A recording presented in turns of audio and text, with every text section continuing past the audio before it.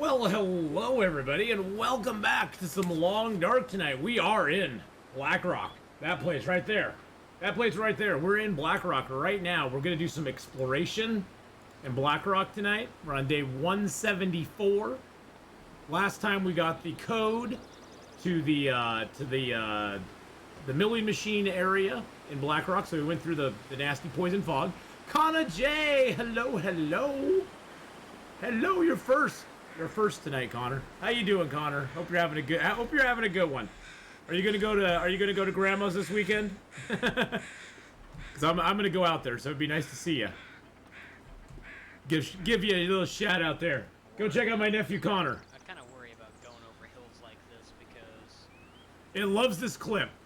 This is like the clip it always shows. This is the one it always shows. But go give Connor a follow. I'll give you a shout out in a little bit too. I'm not gonna worry about hunting that deer. Yeah, I gotta worry about it. All right. Oh yeah, we got this thing going on. What time of day is it? Oh, it's almost morning. Okay, great. Alrighty, so let's get all prepared here to go. Let's see what we got on us right now. Only have 3 coal. I better grab some more coal. Stick or 2. Let's see, we got 15 cattails. Let's take the rest of our cattails with it. That's a cured gut I'll throw in there. Let's throw this. Oh, the metal I'm going to keep on me, though. The metal will keep on us. The cloth will keep on us. Take a few more of my flares with me just to have them. Take a couple of the bang cans just to have them. Let's leave a couple of the torches in here. Let's keep one of the whetstones in there. Hey, Garant, how you doing? Hello, hello. All right. Clothing we're all good on. I could leave this toque here. Got an extra toque now. It's funny, the Aurora is still going on and it's technically light out, which is weird. That's our backup toque.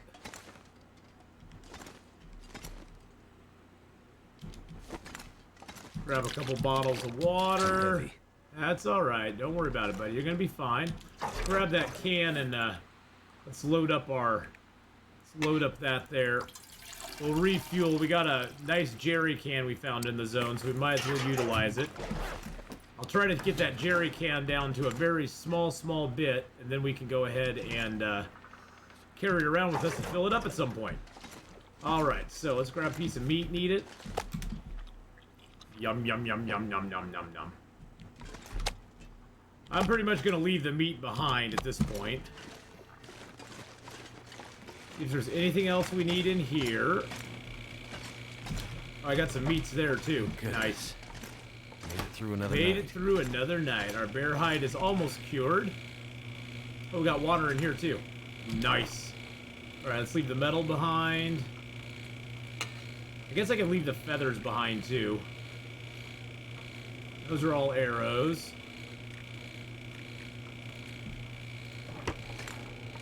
Oh yeah, you can carry it. Getting the 45 kilo carry weight, Connor, is just it's the best thing to do. It is like the thing you want to do the most because it just gives you such an ability to just carry stuff around with you on your back and never have to worry about it. Got a couple hides in there. Thought I had a deer hide cure in here somewhere, but maybe... Oh, I think I already used that. I think I already used the deer hide. All right, let's go. Let's go, baby. So we're gonna go through the catacombs here, the steam tunnels, and we're gonna come out on the other side, and we're gonna do a little exploration on the other side. Soul Hill, been watching your Long Dark stuff on YouTube for a while now. You've helped me improve my gameplay a lot. Well, I'm glad that your gameplay has improved. I won't take all the credit for that because, honestly, all I can do is give you some advice. And in the end, you have to figure it out and execute it. So if you're doing better, that is a total reflection on you. And I'm so happy, Soul Hill, that you're doing better and that you're enjoying the game and having fun. If you have any questions, please feel free to ask. And if you are watching on YouTube right now, make sure to smash that like and subscribe button, share the video out, and also leave a comment if you want, because I do read all the comments. So, there we go. There's my YouTube plug for the afternoon. But yeah, I'm very happy that you've enjoyed it. I'm very happy you've enjoyed it, my friend. But yeah, if you got any questions at all, please feel free to ask. We love the questions. Laka, hello, hello. How are you doing? And welcome to the weekend, everybody. Now, tomorrow, I'm actually going to be streaming. I'm going to be streaming starting at 8 a.m. tomorrow morning. And I'm going to be streaming Long Dark first thing. Then we're going to play some Escape the Pacific in the afternoon. And we're going to play something else in the evening. I don't know what yet. I'm just going to leave it up to chance. I'm going to see how I'm feeling after Escape the Pacific. And then on Sunday, we are going to do Long Dark. It is going to be the Stream Loots edition of Long Dark. And so we will be doing that on Sunday. And then I'm going out to my mom's for an afternoon of fun. So it's going to be a very fun weekend.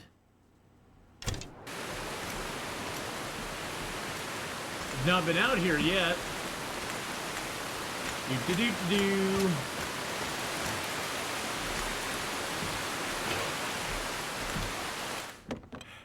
XCOM 2? Nah, I played XCOM 2 a couple of times. I played it once without the DLC and once with the DLC. I actually liked XCOM 2 better with the DLC. I thought it was a much better game with the DLC on it. Ooh, free cup of coffee. Nice, we'll take it. I'm gonna have to leave something behind.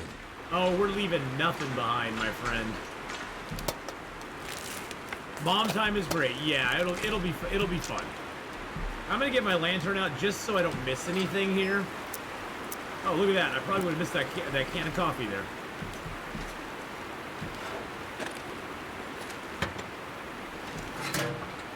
There's probably not gonna be much in these drawers. Maybe something in the lockers, though. Probably not, though. On day 170, there's not a lot of stuff left that's not been decayed and ruined at this point. Hey, Joy, hello. How are you doing? How's it going, Joy? I hope you're having a great one.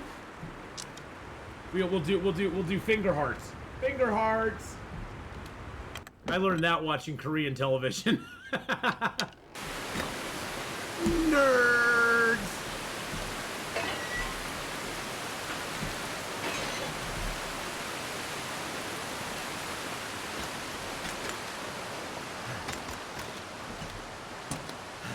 How different is the weather temperature on Interloper compared to Stalker? I play Stalker mostly, but thinking about going to Interloper. So, at the beginning of the game, the temperatures are pretty mild in Interloper. It really starts to get cold about day 30, and it just keeps going down and down and down till about day 50, 60. And after that, you're pretty much looking at a negative 35 to 45 degree air temperature at all times. There is no such thing as warm temperatures after day 50. Now, with the proper clothing, with a lot of fur clothing and stuff, you can get to the point where sometimes late in the evening, your temperatures will get mildly better, where it's maybe only -1 or -2.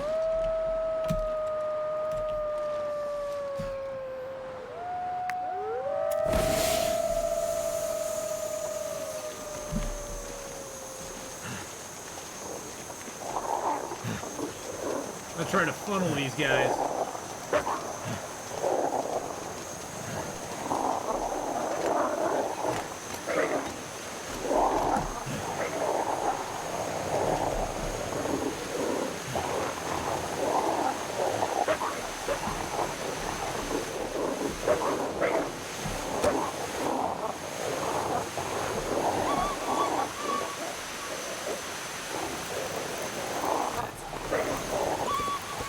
Wow.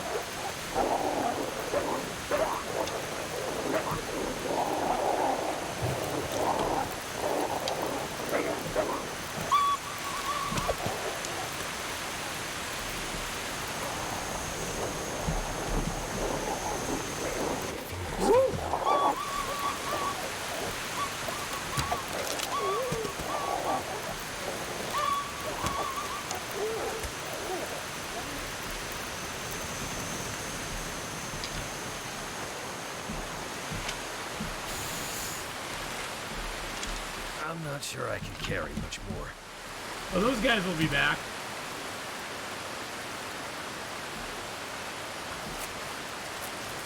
Lack of matches?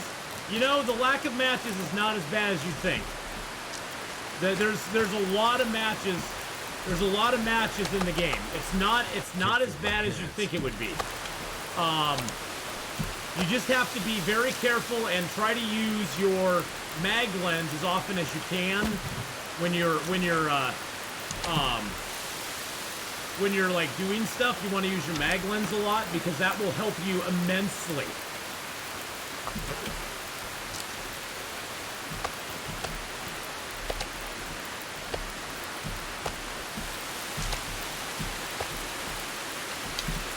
So if you can get a mag lens early, that's a really good thing. But you know, use your matches. You'll find more matches. Right now, I have 30. Oh, jeez. Anonymous cheer with 400 bits. What? Thank you for the 400 bitty boost. So if you utilize your matches early in the game, don't worry about it. Because you'll find more matches. I have like over 200 matches right now on day 170. And so it's not like you're not going to be able to find matches. They are all over the place. There's a lot of matches in the game. You just have to make sure that you search everything. Search every car, search every locker, search every house, because they're out there. I would guess there's probably 400 to 500 matches total in Interloper, if not more. So if you're cautious and you use them accordingly, you'll be fine. And early in Interloper, like I was saying, the weather's not horrible in early Interloper, so you can actually torch watch a lot as well, and you can walk with a lit torch to save your matches.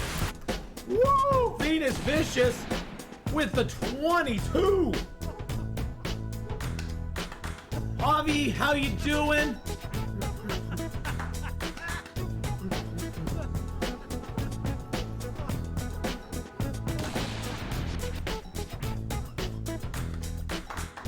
Thank you so much, Avi, for that 22-month, and Drizzlebee TV, thank you for the follow there as well.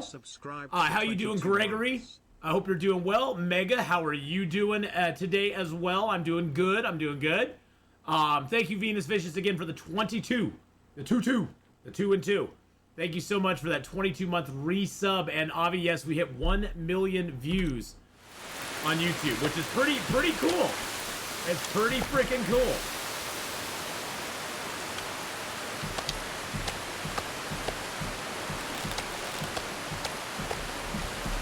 All right, we're just gonna walk this meat back here.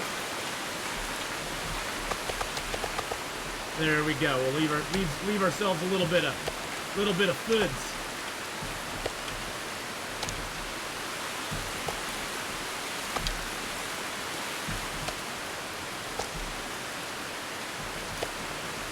Unfortunately, the pack of 3 wolves is still out there. That's the only bad thing about breaking their morale without killing them, is they'll come back. They'll come back and bite you in the butt. That's the only downside to doing that. I mean, that blue flare knocked a ton of their morale away. A ton of their morale was knocked away by that, but I have a feeling I'm gonna have to fight him again here soon. Yeah, I ordered new stuff for my drum set. Ooh, nice.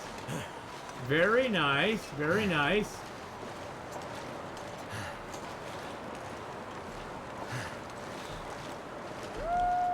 Yep, I knew it.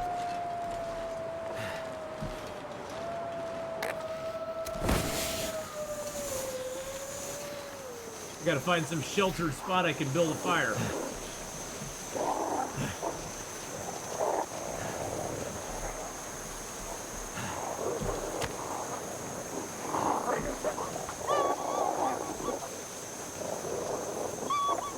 Oh, jeez Louise. I was playing Long Dark earlier on PS4 as in Milton at the church. I left the church, somehow teleported me right behind the farmhouse.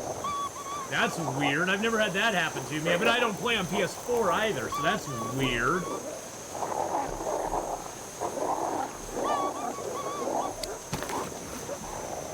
That is very strange.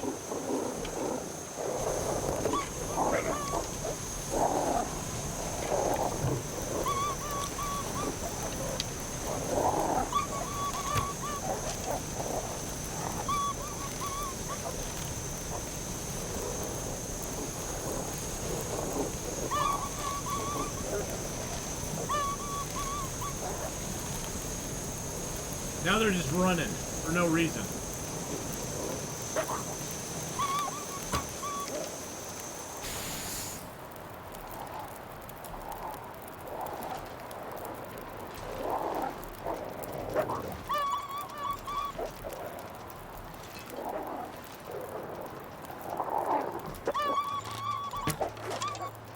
Got one.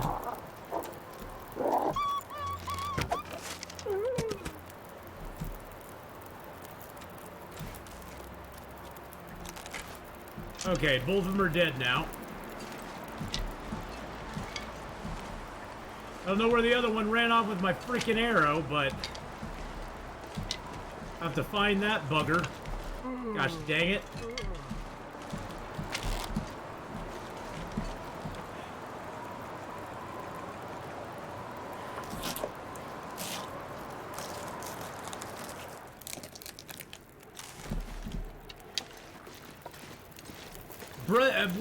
What did you hear? To carry. What did you hear, Milk? And Old Fart, how you doing? How's it going?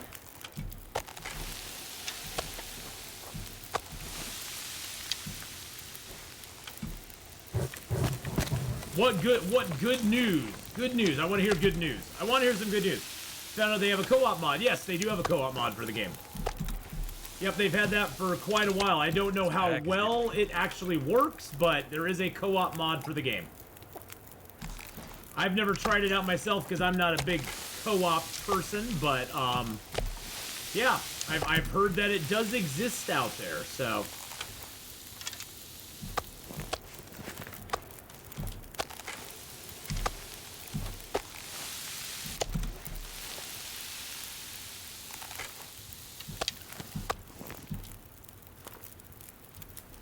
Now I need to go find that other wolf and get my arrow back.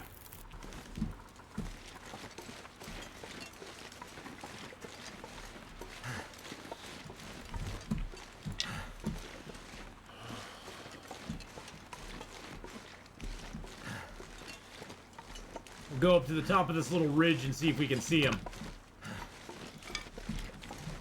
I am doing great, Old Fart. I'm doing good. But yes, the co-op mode is out there. It works okay from what I've heard. It's a little janky in certain parts, but from what I've heard, it's not horrible.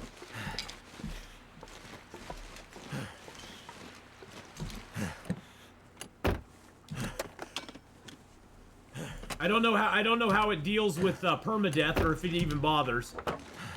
Or if you can, like, revive your friends or not. I have no idea how that all fits into the scheme of things.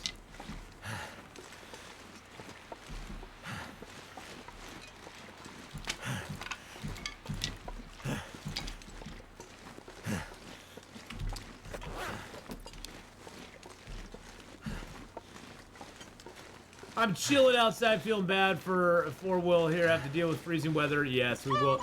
We will have to deal with freezing weather here eventually. Pretty dang soon, actually. Oh, Will's having to deal with freezing weather. Yes, he is.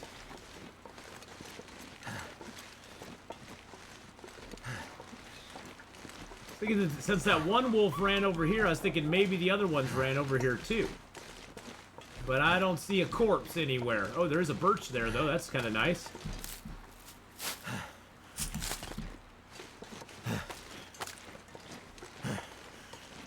Seen a mod for a pet fox or wolf, not sure which. I think it was for a pet fox. If I remember right, I believe it was a pet fox.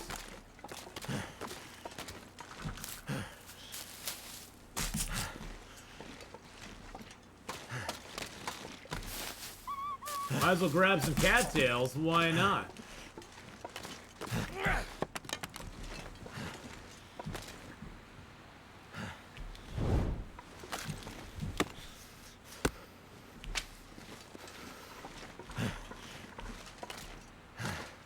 There's the rope we can climb.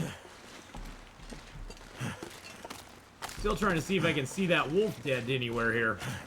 Got a little house up here to explore as well. We'll probably spend the night there. I think it has... Close my eyes. I think it has a stove in it, but I'm not 100% sure.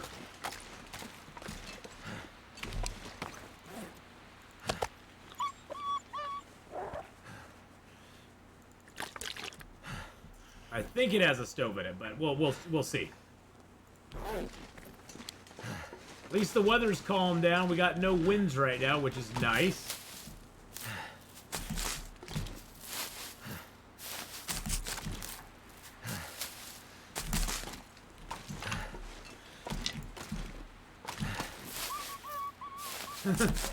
That scaredy wolf.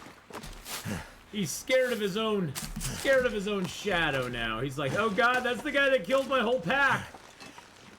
I can't go up against him, not by myself. See, wolves are just, the Timberwolves are just bullies. They can't attack you when there's only one of them. They're like, oh god, he's gonna get us all. I want to auto hotkey to loot stocks, not heads. Well, I like that they give us the option.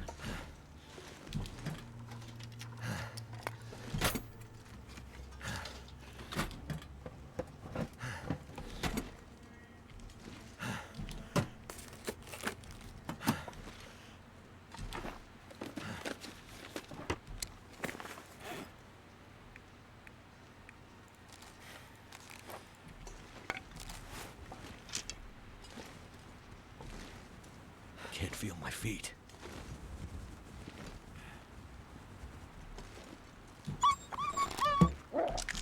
Oh shoot! I was trying to snipe him. See if I can take down the last one. Because now they're kind of staggered in their stuff. Is the Cowichan? No, Cowichan is not in here. No, the Cowichan sweater is not available. There's the best shirt you can get is the thin wool sweater. That's the best shirt you can get in Interloper. There is nothing else.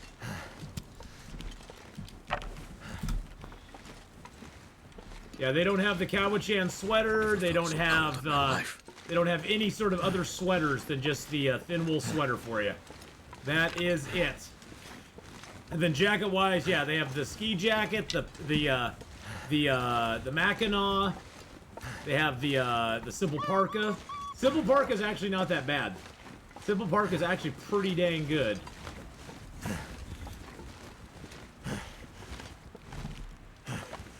Oh yeah, there's a stove here. Nice.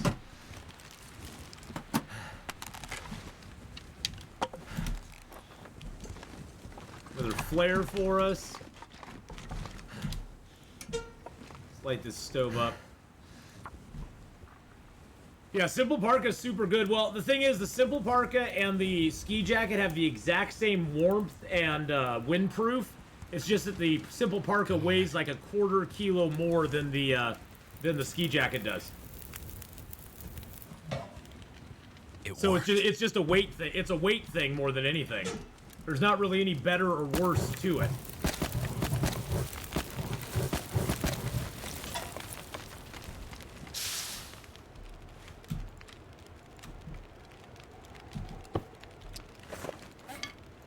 Break down these arrows real quick.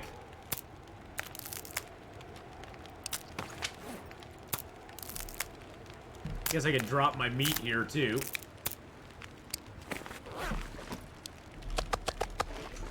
Now one thing you can do, I don't usually do it, but one thing you can do is if you have like low condition arrows, if you break down an arrow before it's time, you get all 3 feathers back. So if you're having trouble finding feathers early in the game, I would highly recommend breaking down your arrows before they break, because you get the arrowhead and 3 feathers, where if you wait till it breaks, you only get the 2 feathers back. So it can definitely help you if you're having trouble finding feathers. Now, if you're not having trouble finding feathers, you don't have to worry about it. Yeah, crafted Soul Hill crafted clothing is the best clothing in Interloper. There is nothing better than crafted clothing in Interloper. Mouth so dry.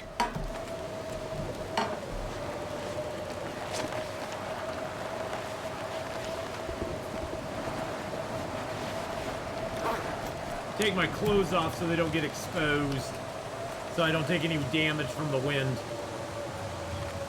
'Cause I'm still super warm. Something's gotta go.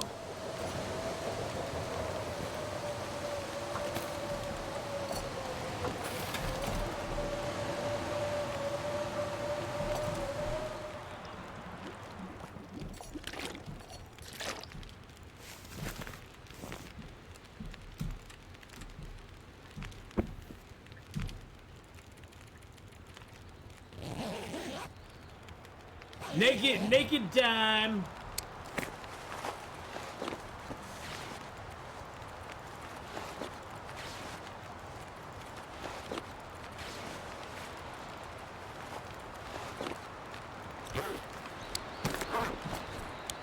I need to drop something. Yeah, we're gonna leave a little bit of water here for ourselves.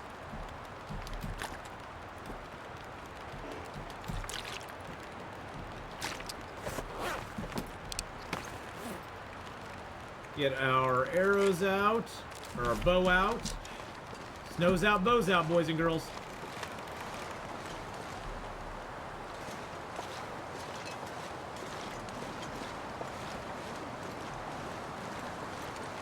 Now, I don't think there's anything against this cave wall over here, or against this wall over here. Doesn't look like it. I'm gonna gather some sticks and drop them back there so we have a little bit of wood. Might leave my pants off, show the wolves my legs. Yeah. They can see my hairy legs. I got hairy legs. My sexy hairy legs, they can see those. I'm gonna have to leave something behind.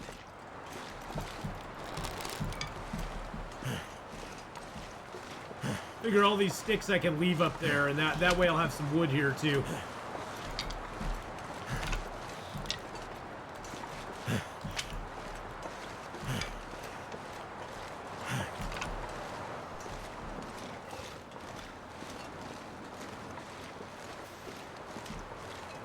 What's that over there?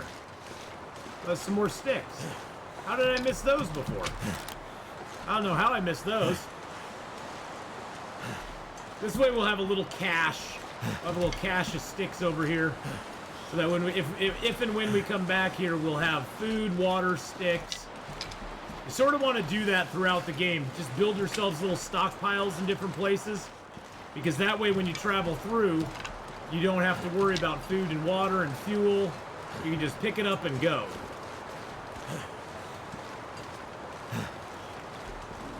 I need to find some place Yeah, to escape and this cold. sticks are the ultimate respawning item, so...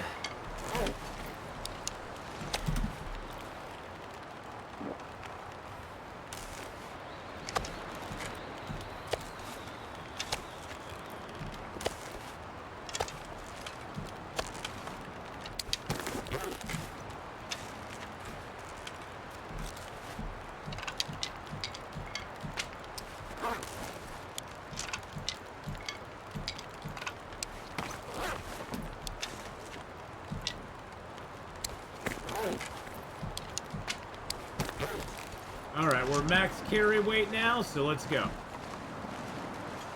Well, climbing weight, I should say. But yes, Gooner, the respawning sticks are king. They are the king of everything. I don't know where that wolf went off and died. I bet he went down there somewhere. Maybe I should go down here and see if I can find Mr. Wolfie Boy first. Because we killed the pack.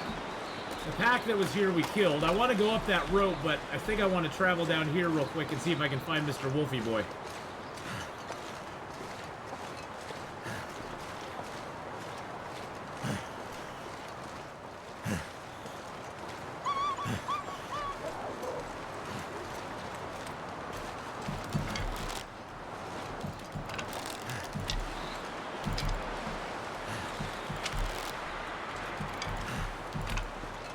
I guess I can just pick up more sticks as I go, because it doesn't hurt me any.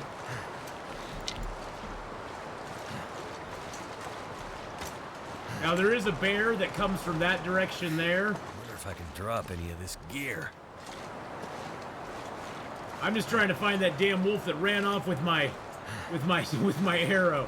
Like, you little jerk.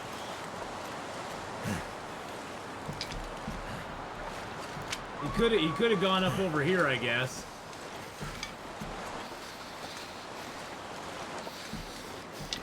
Yeah, right now it's negative 50, 63 out. Negative 63 out now. Respawning sticks is a problem you want to have. Oh, it's a great problem. Respawning sticks are the best thing ever.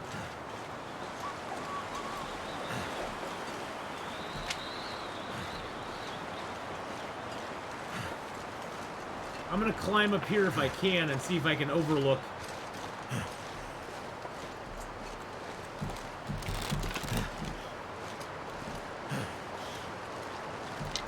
See where Mr. Wolfie went off and died. I've been all over here, but I don't see him.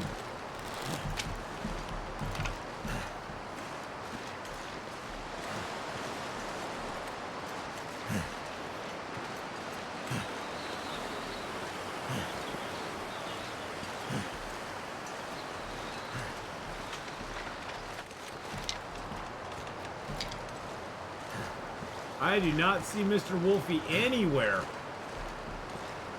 So weird. He just like disappeared. That's the sucky thing when a Timberwolf steals your arrows. He runs away with them and dies somewhere. And although your arrow is still in the game,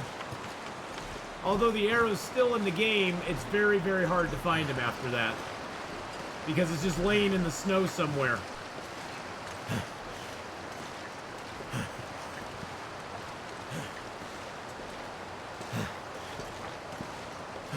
Which is very annoying.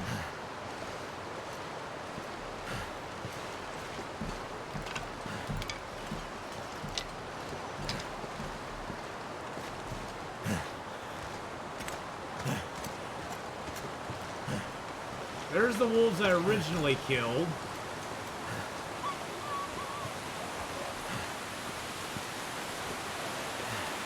Pick up the feathers around them, I guess.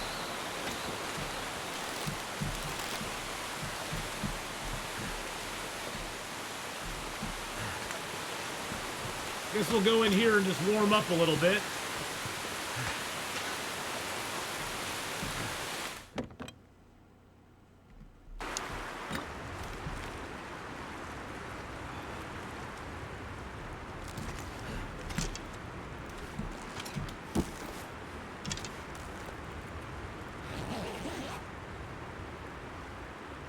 Mr. Wolfie boy, where are you? How long did I play Stalker for? I played it for just about a month or so. I cut my teeth on Voyager first, and then I stepped up to Stalker, and then after that I went ahead and started playing Interloper. And honestly, Soul Hill, I started playing Interloper a little bit before I was ready for it, because the one thing I was really lacking at that point was map knowledge. There were a lot of maps I had never even visited, let alone knew very well. And so I was really lacking some map knowledge at that point in my Interloper experience. And that really hurt me.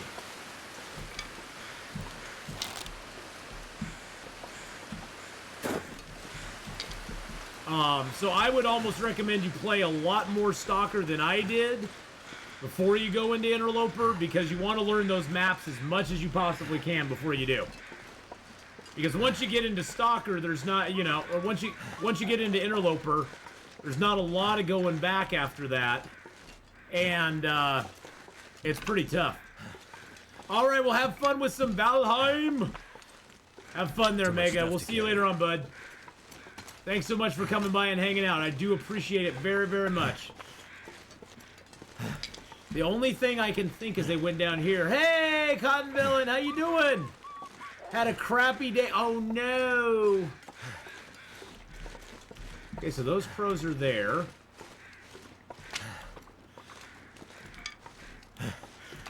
So another wolf, if he's down here, the crows will be out and around him.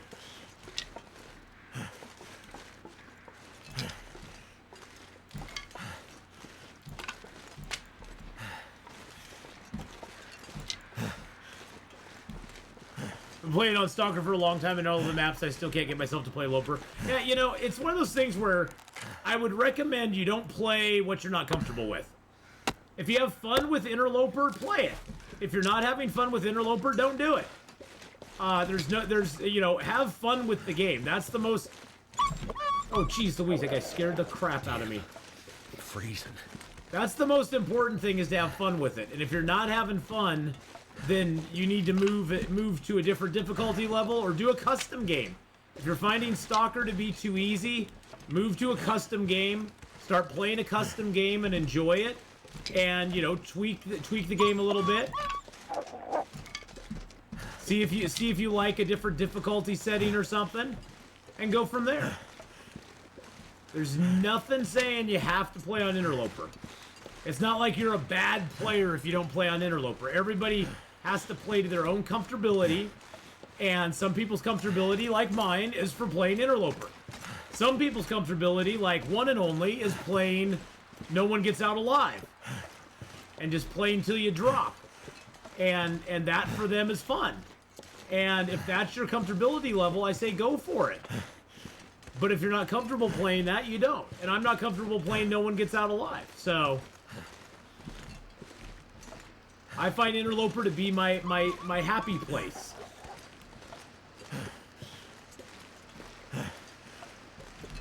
Lots of sticks and stuff there. Yeah, exactly. They're supposed to be entertaining. And I don't like to rage in games, and I choose rather to have fun than to rage myself. And so some people though get a lot of excitement out of the rage games, you know. For them that's their fun, is, you know, getting that all under their belt, you know. They live off the rage. So it's like, okay, well, that's fine if you do. There's nothing wrong with it. After beating as the Dead Sleep, Interloper feels easier. Yeah, you know, As the Dead Sleep is a good. I think As the Dead Sleep hits As the Dead Sleep hits a nice middle ground between No One Gets Out Alive and Interloper, where you can play on a harder difficulty level with As the Dead Sleep because you don't get health regen, but there's like a definite goal in mind. And, you know, like, I played As the Dead Sleep. I did 100 days in As the Dead Sleep, and that was a lot of fun. I wouldn't want to do a lot longer than 100 days. It just, for me, that's just not, it's not as much fun when you can't get any health back at all. With no health regen, I just don't find the game to be as fun. I have played a custom game before where I set health regen on super low if you have all your stats in the white, but no health regen at night, you know, while you sleep, which is kind of fun. I did that for a little bit. That was a fun little run. But in that run, I just did a custom setting where I got no sleep regen, and then the regen I got was just if I was sitting by a fire or in a house and I had all my stats in the white, I could get a little bit of health back, but I had it set on super low. So there was still, it was like one of those where it's like, okay, there's still a chance I can get my health back. It's not guaranteed, but there's still a chance. And I found that to be pretty fun. Some pork and beans sitting out there, that was nice.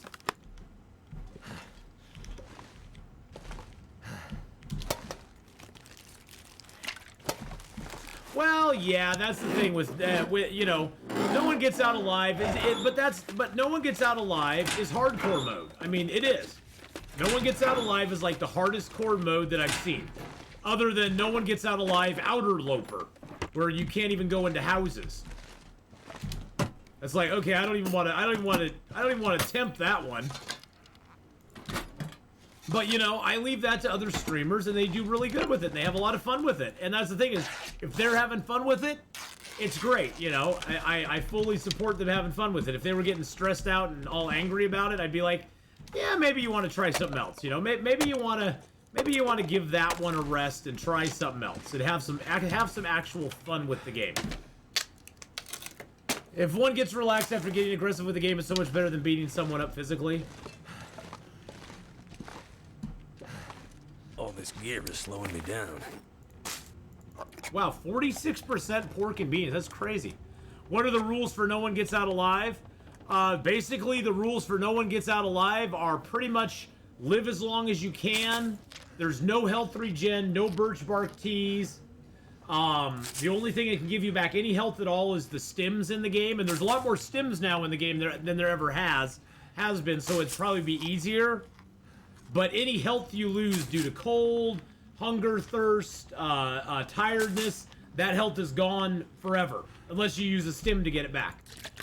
There's no health regen for sleeping. There's no health regen for having all of your stats in the white. But that's about it. Is it true Interloper custom games? Oh my goodness, Cottonville and just gifted a tier 1 sub. Thank you so much. Going out to Big Cheesy. Big Cheesy, welcome to the Ath Pack. So Interloper custom games has more loot than regular Interloper? No, it doesn't. Unless you, if you set a baseline, if you go into custom and you set it at baseline Interloper, and then all you do is change like things on wolves and stuff, as long as you don't touch the baseline loot, it's exactly the same loot as Interloper. Exactly the same loot. You can even use the loot tables if you want to. You can even use loot tables if you want to, because the Interloper loot tables still hold true. And there's the link to them. They still hold true even in custom Interlopers, as long as you do not change the baseline settings. The one difference between a custom Interloper is, say you just go to custom and choose Interloper, change nothing. There's a slight difference. The intestinal parasites in custom Interloper only last 10 days, where in standard gameplay baseline Interloper they're 20 days. So that is the main difference between the two. Other than that, they're identical unless you change things in them. So, yeah, and you can change the starting daytime and starting weather. Yeah. You know, maybe at one point, Soul Hill, it did change the loot in Interloper, but I've played some custom Interloper games, and I have never noticed a difference.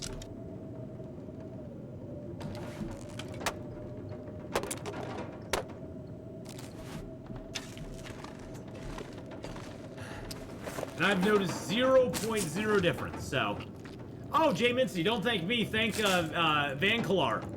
Van Kalar watched me for many moons, and through my gameplay, he basically compiled that list of where stuff is. Because for those 6 items, there's 4 basic loot tables that they'll appear on. Was Interloper around before Cabin Fever was introduced? I don't think they were. I think Cabin Fever. I think Cabin Fever was around before Interloper was introduced. Because I think Cabin Fever was a direct response to people just holing up after they made a big kill and just sitting in a cabin forever. So I think it actually did exist before Interloper was around. Oh wow, we're kind of heavy. We're kind of heavy, so we're gonna drop some woods here. Oh, I got 55 sticks. We're gonna drop all those here. We're gonna throw our tinder plugs in here. I sure wish Tinder had a benefit after Fire Making 3. My idea for Tinder after Fire Making 3, and thank you again, Cotton, for that gifted sub. That was so nice of you to do. So very nice of you to do. My idea for Fire Making after or for Tinder after Fire Making 3 is that Tinder would give you like a 10% boost in your fire making speed. Like if you don't use Tinder, it's just standard, try to light a fire. It doesn't give you any benefit as far as your percentage chance, but it increases the speed that you light fires at after Fire Making 3. I think that would have been like a nice little nod to the Tinder, because really, after Fire Making 3, you never ever have to carry Tinder around ever again.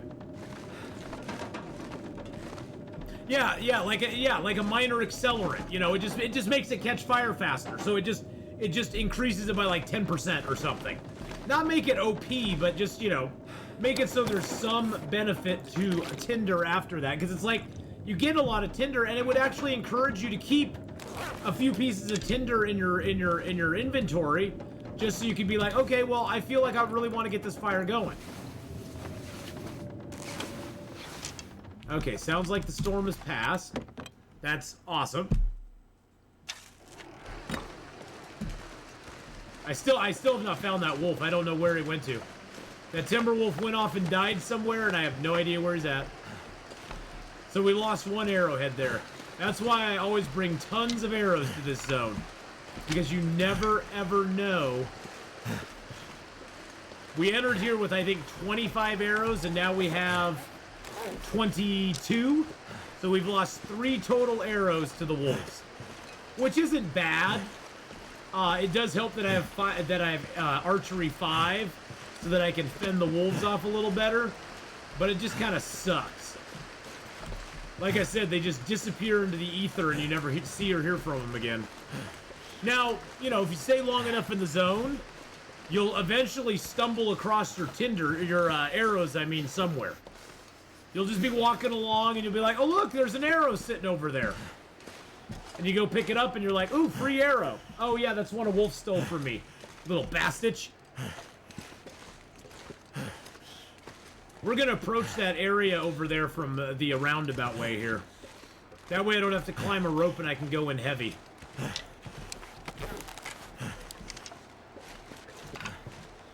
Oh look, there's another maple. Oh shoot, I didn't drop that birch there either.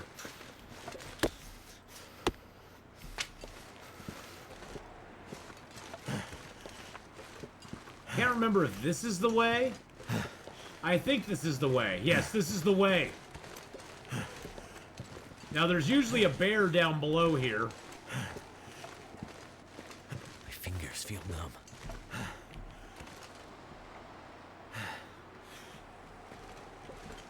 I guess this is not the way.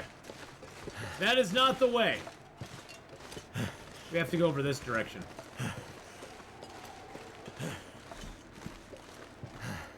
I thought that was the way, but it is not the way. It's way easier coming up on the other side of this. Wait. I'm so cold, I'm warming up again. Wait a second, how do I get over to there? Oh, well that's awesome. Oh, we go this way. Okay, we go this way. I was like, how do I get out of here? I know there's a way. Gall darn it.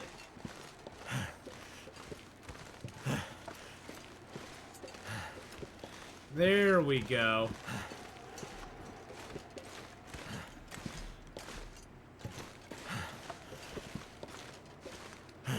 You know, I'm gonna pick up another, old man beard. I only have 3 of them on me.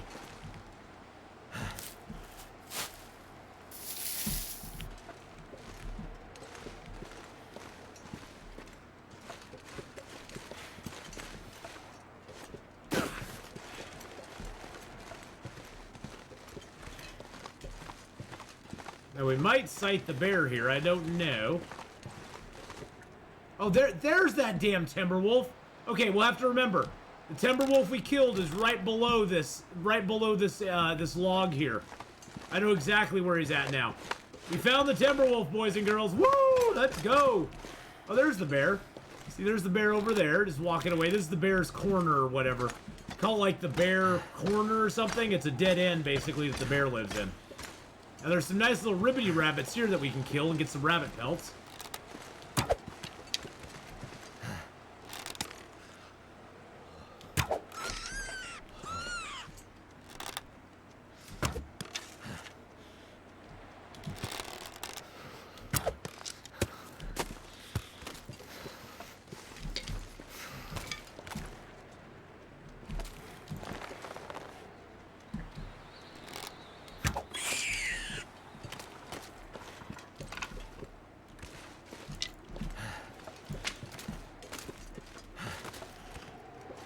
There's also a deer corpse here that we could harvest and get the hide off of, because we need deer pelts.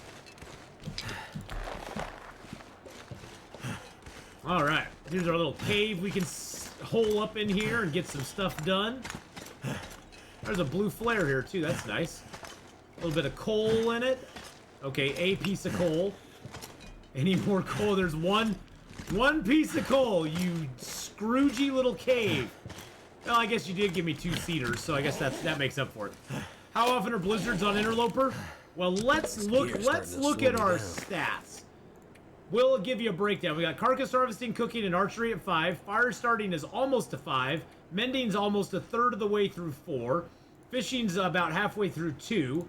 We've been alive for 176 days, and in that time, we've had 122 blizzards. So, what is that? So blizzards, about 70% of the time we've had blizzards. 70% of our days have blizzards. So that's a lot. That is a lot of days with blizzards. Yeah, it's almost one a day. It's pretty crazy how many blizzards you get.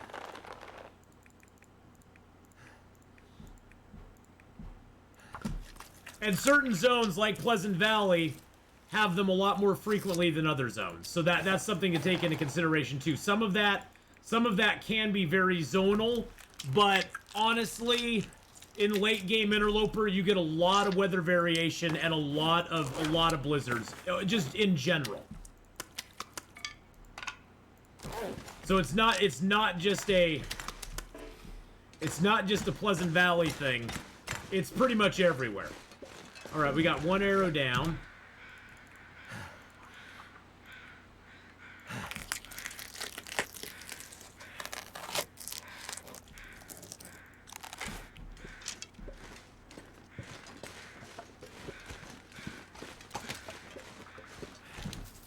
Yeah, Pleasant, I personally really like Pleasant Valley. I don't have a personal problem with Pleasant Valley. I find Pleasant Valley, honestly, to be a very fun zone to mess around in.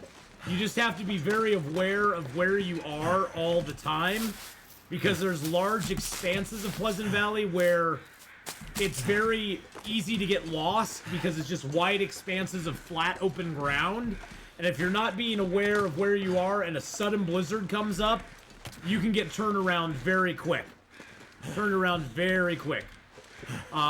Especially like going towards the barn or going from the barn to the crossroads. There's a lot of places in there that you can get rather lost in because of the openness of the zone. Can I get a Maglin's Fire? Yes! That's what you do, baby. Check for that Maglin's Fire, and then you got to be in the outside part of the cave to get it. You got to be in the cold part of the cave. On the warm part of the cave, you'll never be able to make a Maglin's Fire. Got to buy the mug for my bro Vibe Night because he's the reason I got here and he really wants it. Oh, nice. Well, we have several mugs up there, and before Christmas, I'm actually going to be redesigning a lot of my merch and putting up a whole bunch of new merch in the merch store. So I will be doing a whole bunch of cool stuff coming up here in like late October, early November. I'll be putting up a whole bunch of new stuff, but that means a lot of the stuff we have up there right now is gonna be gone. So if you like one that's up there, I'm gonna be taking a bunch of those down and replacing it with a whole bunch of new designs and new stuff that I'm gonna be putting up there.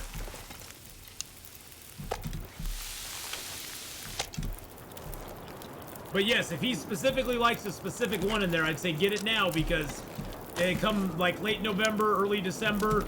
A lot of it's going to be gone because I'm going to be replacing it all.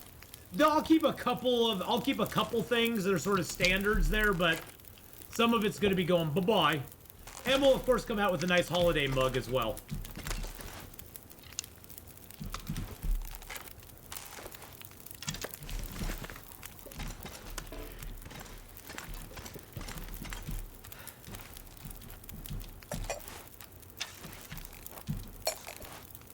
Get some water boiling here, because why not? I'm not sure I can carry much more. You can carry as much as I want you to carry, buddy boy.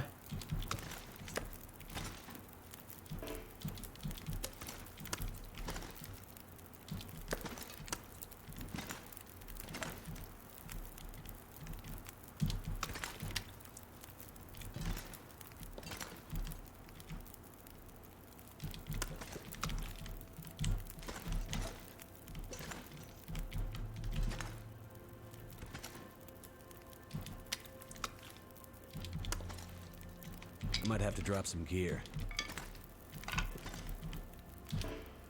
Are there any survival games similar to Long Dark style? I haven't really enjoyed any apart from this style. I quit DayZ. There is a new one out, Soul Hill, a really fun one on Steam called Survival Fountain of Youth. It's actually a free game if you want to give it a shot. It's free on Steam right now because it's just a demo, but the demo has a crap ton. The demo has a crap ton of playability. I mean, I've played... Oh, shoot. Didn't want to drink that. I've played the heck out of that, and it has so many... I've played like 40 hours of Survival Fountain of Youth, and it's really fun. I'm actually going to be playing one later on called... I'll be playing one later on tonight called The Infected, which is an early access game. It's pretty decent. It has a lot of crafting and stuff. But Fountain of Youth, I think, is probably the best one that I've played lately. Planet Crafter's pretty fun, too, if you like the Subnautica style. Planet Crafter is pretty fun. It's pretty inexpensive as well. And then I also enjoy Escape the Pacific a lot. If you're looking to sail around, Escape the Pacific's a fun little game. There's a lot of stuff to do in Escape the Pacific, and it's just getting better and better as time goes on. So those are some few of my recommendations. The Infected, Survival Fountain of Youth, Escape the Pacific, what was the other one I said? Planet Crafter. Yeah, those are like my 4 recommendations right now, other than Long Dark. Those are the ones I'm having the most fun with. Now, your experience may vary. I can't guarantee you're gonna love it. What's the gameplay loop like in Escape the Pacific? Well, Escape the Pacific is one where you can definitely decide what you want to do. You basically, in Escape the Pacific, you're dumped into an island cluster. You're shipwrecked in the 1800s. You're dumped into an island area. And at that point, you explore the island area, get your sort of stuff gathered up, get some gear gathered up, and food taken care of, and water taken care of. You build your raft or your boat, and then you sail to another island cluster, and you just keep doing that over and over. There is going to be a story in it eventually, but right now it's just an open survival game. But there will eventually be a story in the game that allows you to actually follow a storyline, but they haven't implemented that yet. But you basically go from island cluster to island cluster gathering stuff. But if you really want to, there's farming in it. You can build buildings in it. You can build yourself a mansion in the frickin' game if you want. You can build yourself a huge mansion in the game if you want to really get crazy and creative. I've seen some crazy builds in that game that people who are way more creative than I am have built up some really cool structures and made some really neat stuff in Escape the Pacific. But yeah, it's pretty much just, you know, exploring the island cluster, gathering your resources, getting food and water, and heading off to the next island cluster and doing the same thing over and over. If you haven't already, please give Hold Your Own a look. I think I looked at that one. Let me look here.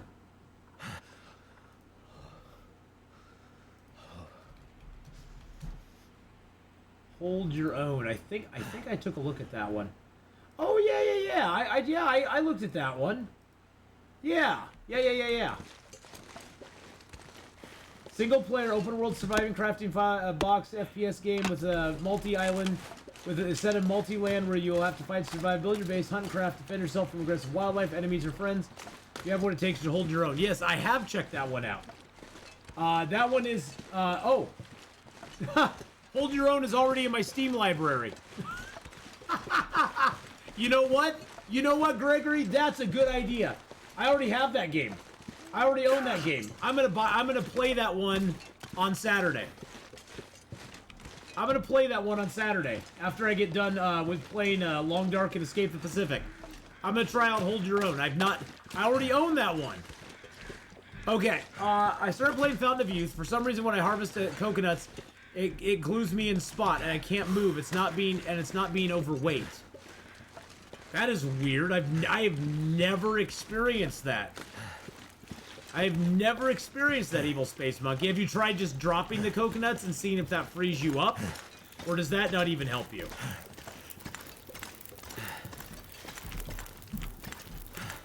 Because I've never experienced that in Survival Fountain of Youth. This pack is getting too heavy to carry.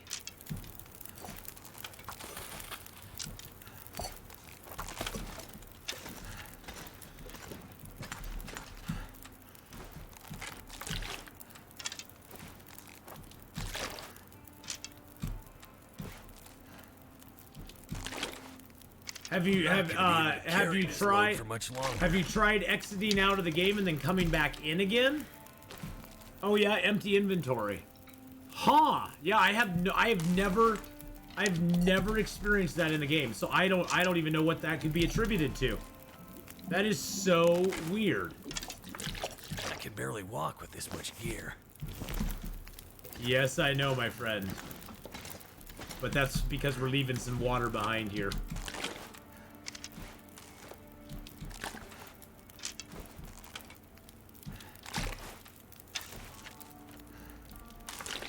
Day 1, Gary's Incident. It's also a good survival game. I don't know what that one is.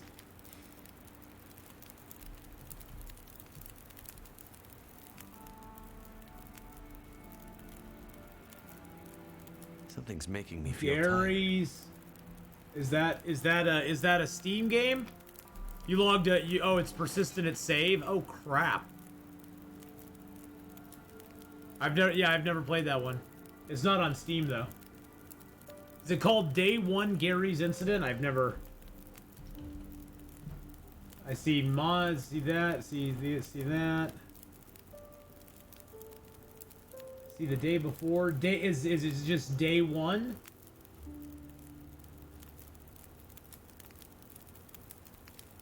It's a buggy mess from years ago. Oh, okay. It's a terrible game. Are you telling me terrible games? For a change, you should play something like Geonesis? I have no idea what that is.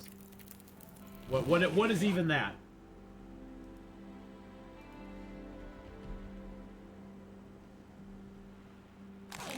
What is even that?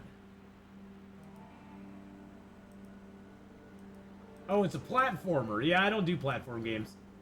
I never was good at platform games. I'm so thirsty I can't. I sucked so bad at platform games.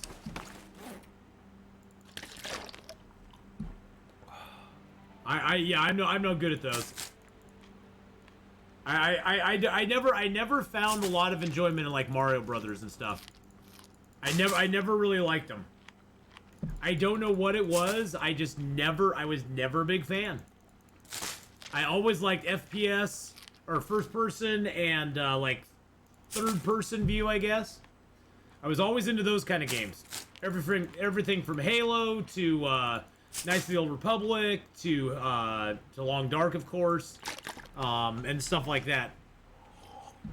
But yeah, I'll give that game a try on. Actually, you know what? Yeah, I'll give that game a try on Saturday, Gregory. I'll definitely do that. Okay, so we're 53 kilos right now. That's because we got a bunch of wood on us.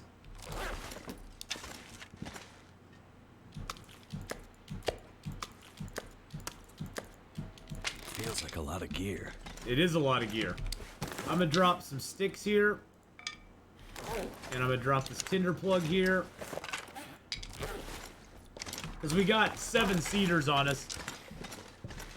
We got 7 cedars, that's enough to take care of us for a while. Enough to take care of us for a while. Let's go hunt a bear, boys and girls. Woo! Let's go do it. Let's go hunt this bear boy. We also need to go and get our arrow back.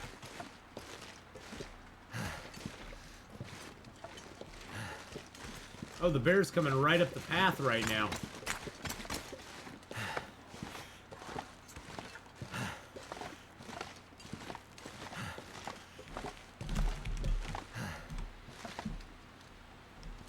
Wonder if we could hit the bear from up here.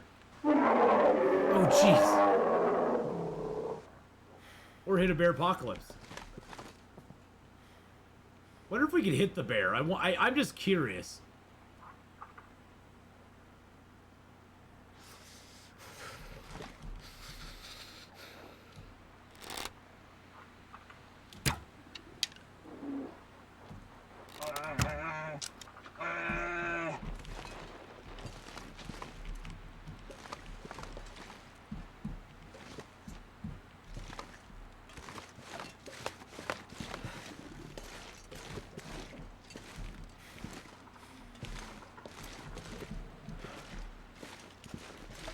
I don't even think we hit him.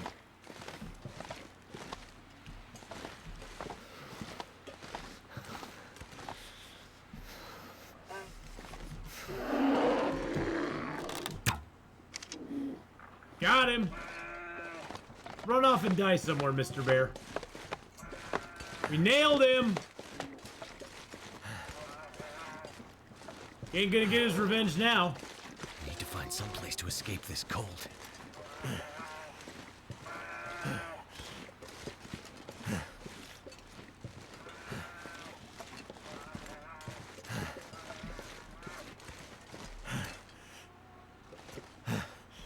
Is there any difference between stalker bears and loper bears? Not really, no. Stalker and loper bears are very similar.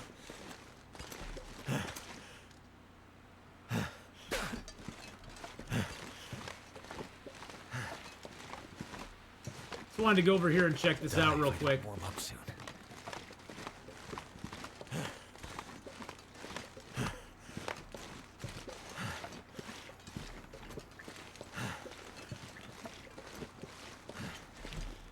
Oh yeah, that's a little jump we have to do. Okay, nah.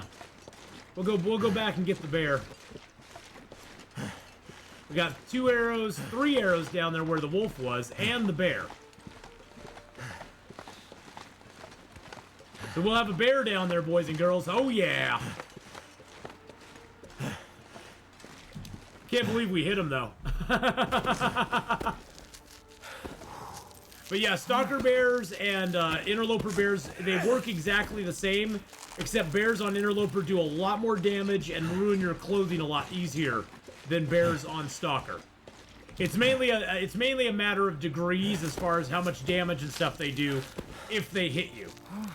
So if they hit you, they do a whole lot more damage than if you're playing on stalker. And they won't necessarily kill you in one hit. Unless you're really, really low on health, bears very rarely kill you on one shot. But they are significantly nastier on interloper, that's for sure. It's 0:30 a.m. in Finland. Oh my goodness.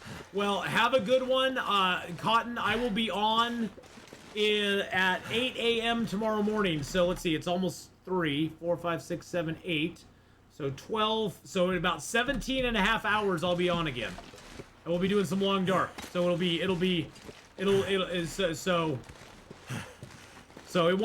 be as late for you.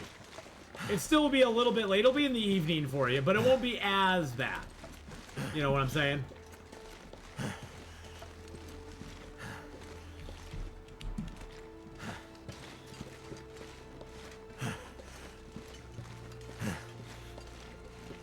The more mountain areas in Blackrock remind me a lot of HRV. Yeah, Blackrock in some ways is very similar to Hush River Valley.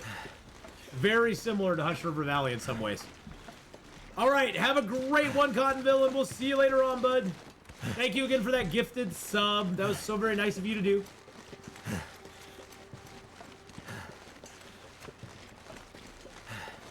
The bears, the bears, the bears, the bears. They're the bears. Dump off all of our stuff here.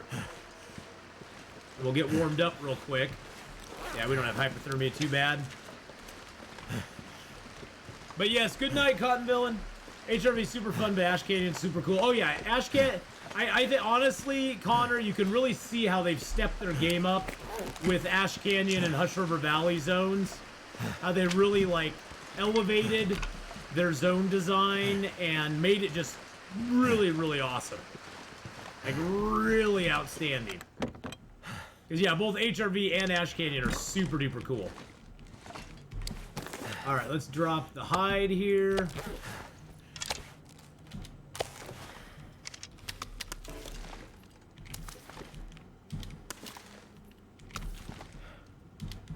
I don't need to reload that, do I? Nope. We have 5 flare shells left in the game, boys and girls. The flare gun is definitely for, like, emergency purposes only.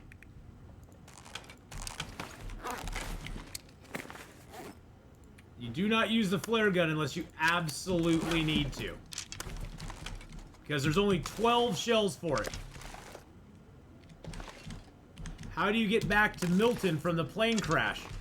So when you're at the plane crash, you head out from the plane crash you go up that little wing, and then down to the little lake there. And once you get to the lake, you angle to the left, and there's a path that'll take you down to another small lake. And then there's a cave right beyond that to your left, and if you go right, it'll take you down a path that'll take you back into Milton. So you go from the plane crash, you go left. And then you get down to another lake, you go left. And then you go right, and that'll take you to Milton, or you can go left, and there's a cave right there. So that's how you get back.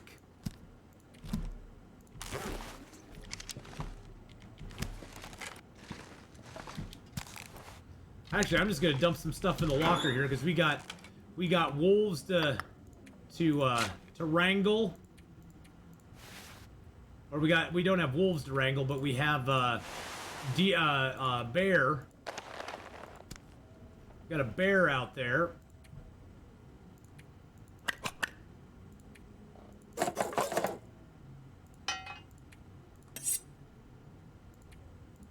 Got a couple sewing kits. That's nice. We could make a bang can with that. That's kind of cool. Let's leave our cattails here. Leave a couple liters of water there. Leave a few of our stems. I don't think I need that much wood. I'm gonna leave a little bit of the wood in here too. Oh. I'll leave my coal here though. Actually, you know what? I'm gonna take all the reclaimed wood and leave a couple cedars. There we go. The cave near the HRV entrance? No. Well, once you get to the plane crash, there's no way to get back to the bridge and the cave that goes to Hush River Valley. You're basically blocked off from that access because there's no way to get back up there. So once you get to the plane crash itself, the only way out is to go down to the little lake that has the rabbits on it. There's one wolf that'll be in your way. And then you have to just keep going along to the, you have to keep going left, until you get all the way. There we go. There's that wolf. There's my arrow.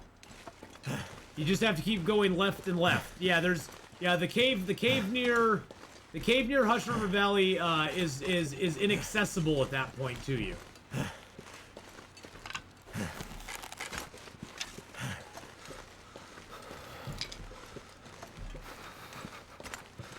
It's just basically blocked off at that point.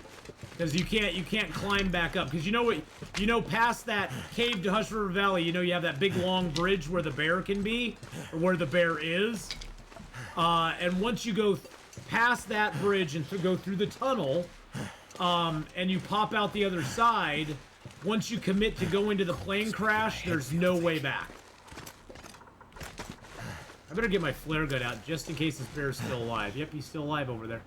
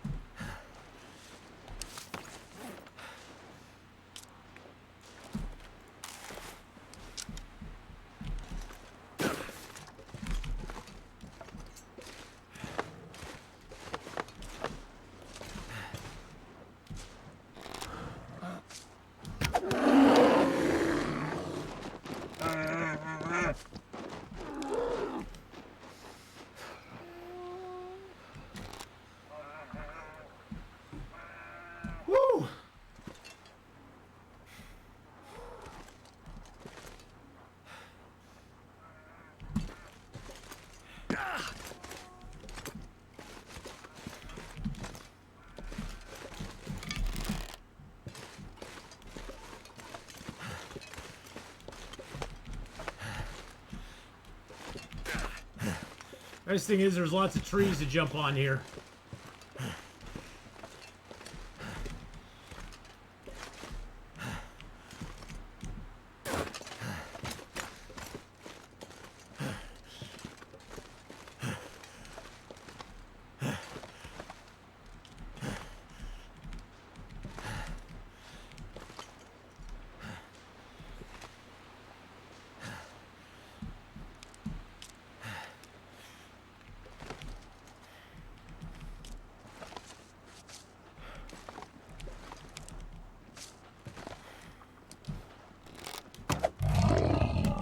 Nice.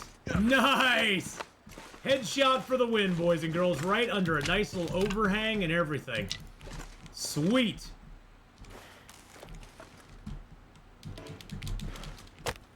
There we go. Let's just do 100. Can I get 100% with a match? Let's just use our gunpowder. Woo! Let's go. There we go. Yeah, he was definitely a porcupine bear.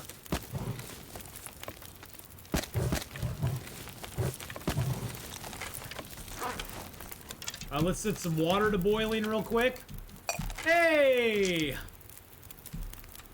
Well, have a good one. If you're heading out Soul Hill, have a good one. No, don't worry about it. Don't worry about it. No, Soul Hill, that's fine. Yeah, that cave there that goes to Hush River Valley.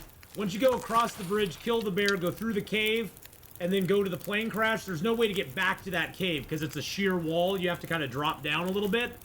So the only way to get back from the plane crash into Milton is to go down the path to the left and keep going down, and you'll eventually get a path that'll take you down to the Grey Mother's house.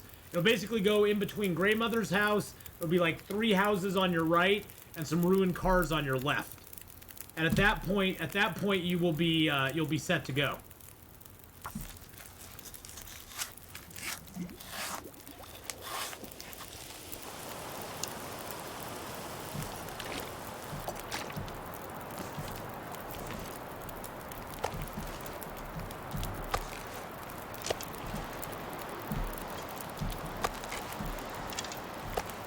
Too heavy. Yeah, there goes my fire. I figured that was gonna happen.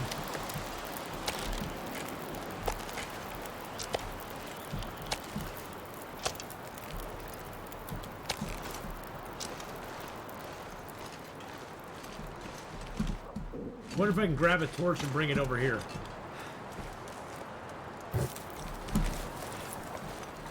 Woo! There we go.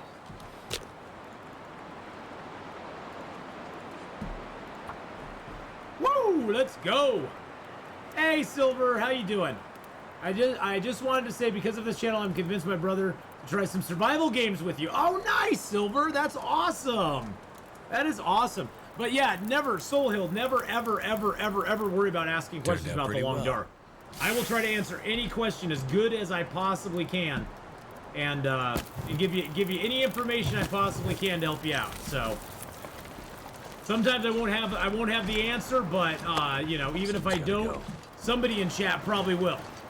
And if it's about Long Dark, I'll answer it even if I'm not playing the Long Dark. So.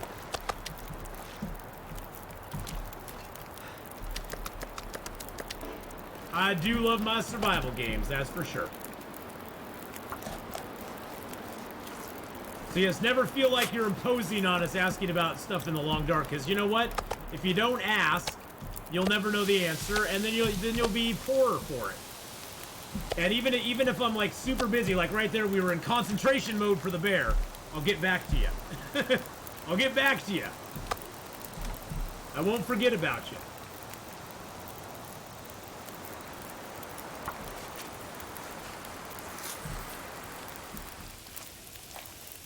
Oh, and now the wind just died down too.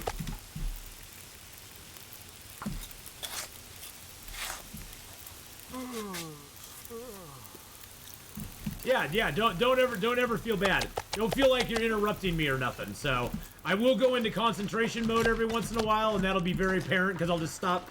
I'll stop in the middle of a sentence and just leave it hanging. You know, I'll just leave you hanging there, but don't take that as I don't want to answer your question. That's just me going, oh god, I gotta concentrate on this to do it right. Oh, look at that bounty, boys and gals.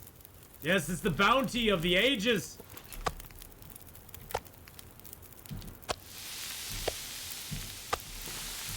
That's a small piece of meat. We'll leave that there.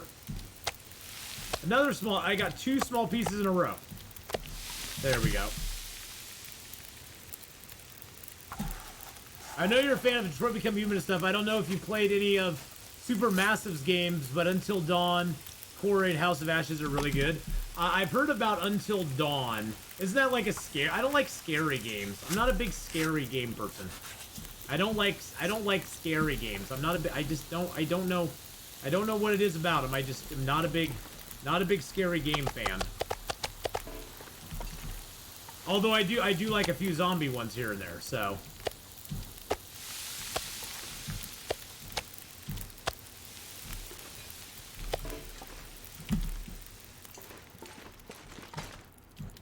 It's not too scary. Jump scares, but slight. Okay. Now I've heard of Until Dawn before. I just have too many games right now on the roster anyway. I have so many games right now, I can't play all the ones I want to play. I have to juggle so hard just to play the stuff I want to play, because I want to play some Farthest Frontier again too soon. Because I've been having a blast with Farthest Frontier. That's a great little city world building game.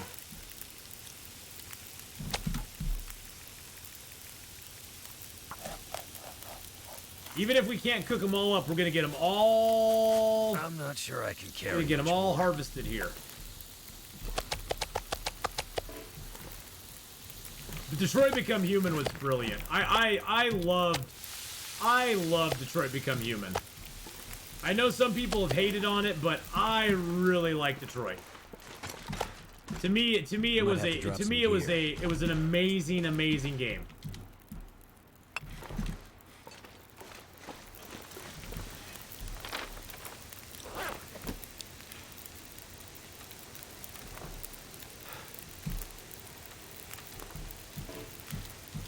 Oh, it's low visibility. That's interesting. I have a feeling my fire is going to get blown out here pretty quick.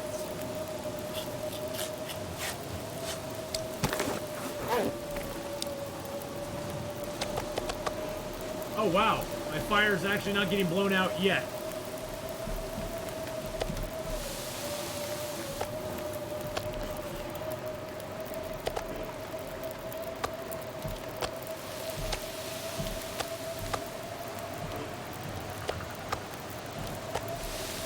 Well, you know, the surest way to get your fire to get blown out is put some meat on it.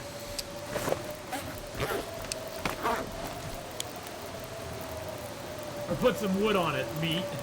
Put some wood on it. Put some meat on. Put some meat on that fire there.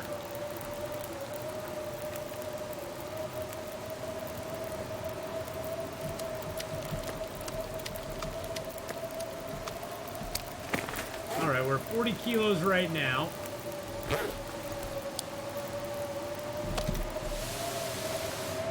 Yep, I figured. I'm gonna have to leave something behind. Nope, we leave nothing behind. No one gets left behind. Well, we know where we are. We know there's a little cabin over here, so we're gonna go hole up in that until the storm passes. Yeah, it's low visibility. That's interesting. Oh, it's a blizzard. Oh, it's a blizzard. Oh, okay, that's why.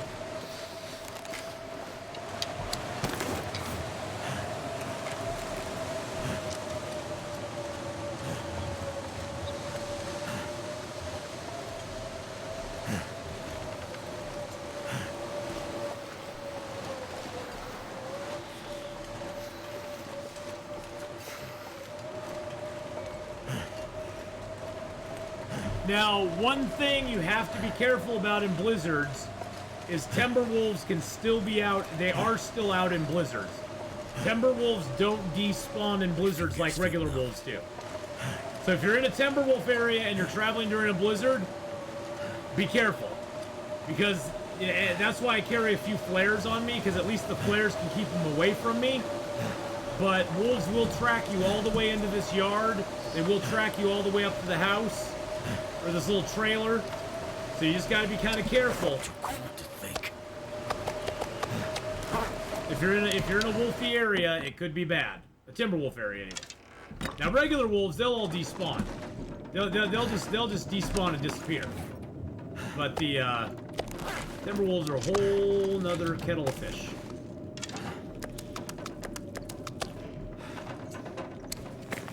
Alrighty, so we got a little bit of fuel left on us.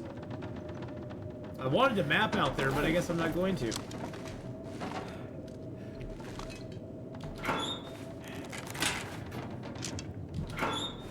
There's my locker with all my stuff in it.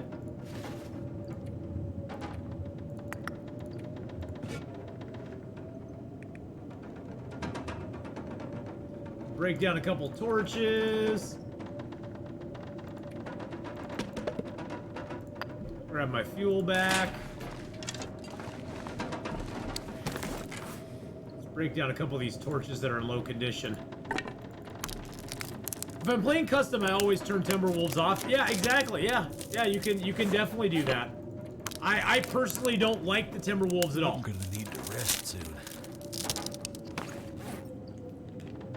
The Polish autocorrect strikes again.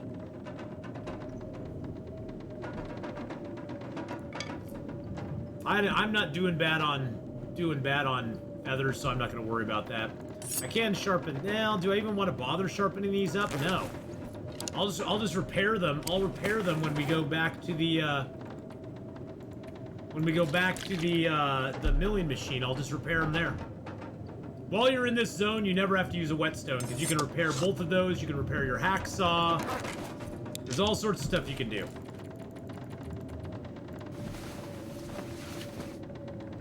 Time to sleep her off. Oh, and now we have an Aurora. I guess that's kind of cool. Look at all this stuff we got here. We got hides, we got guts. What a nice little treasure trove we have. Posture check. Need water. Need water. Well, always eat your meat before you drink. Always eat the meat before you drink because the meat is going to make you more thirsty. So if you drink before you eat your meat, then you basically are just wasting water. Because you'll be full up on water, and then your meat's going to dehydrate you as you eat it. How can you have any pudding when you haven't eaten your meat?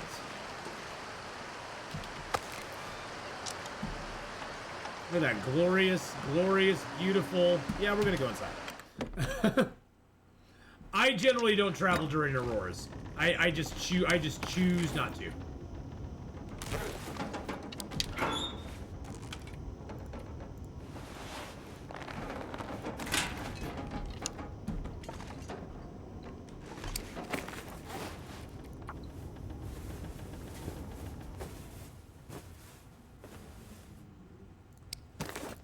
I'm gonna fix up some of my clothing, though. I don't get why you dehydrate off granola bars, even even though they have raisins and stuff in them. It's just a mechanic in the game. I don't put that much thought into it. I know there's certain things that do get you.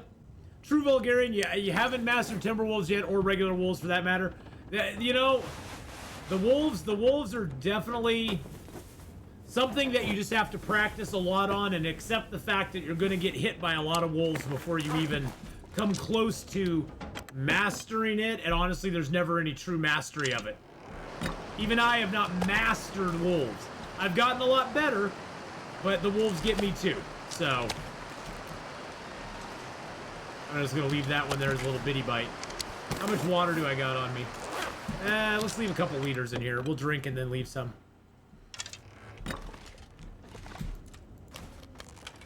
But yeah, the AI on... Well, the Timberwolves are a pain in the butt.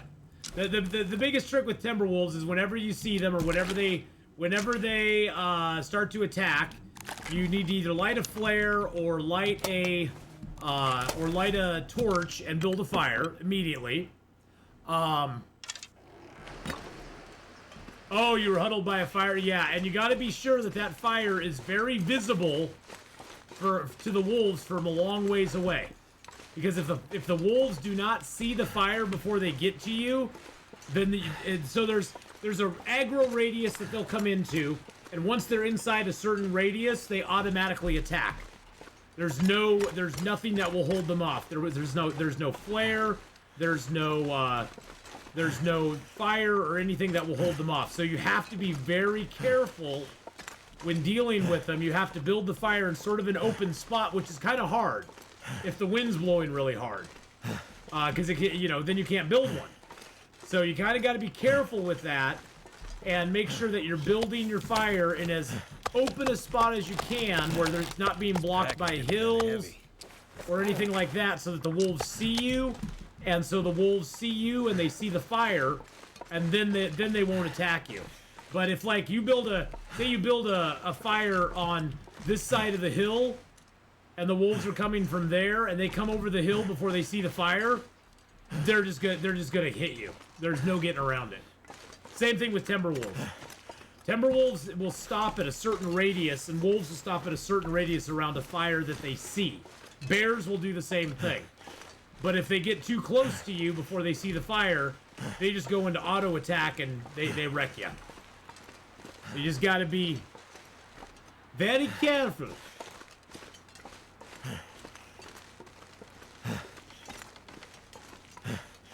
Being inside with an Aurora is like a coolest atmosphere. It's sad the world is over, but also great to see lights flicker and the radio come on. Yeah, it's pretty dang cool. Also, another tactic with the Timberwolves is if you climb up on logs, they can't get to you up here. Yeah, you know, that's the thing. You know, I did the same thing, True Vulgarian. I remember distinctly once I was in Timberwolf Mountain. The wind was blowing, but I needed to get a fire going. So I put the fire by those crates that they have. There was one that was in the ground. I built it on the sheltered side of the crate. Unfortunately for me, I had guts on me. So a wolf came from the side of the crate where he could not see the fire. And he bit my butt. He bit my butt and took me out. It was very sad. I think we can get a Maglin's fire going here. Yes, we can. Yes, we can. So, like, say a wolf was coming from over here, he wouldn't see this fire till he rounded the corner, and then it's all over. It's too late at that point. It's too late at that point. He's gonna attack me no matter how much fire I got going on.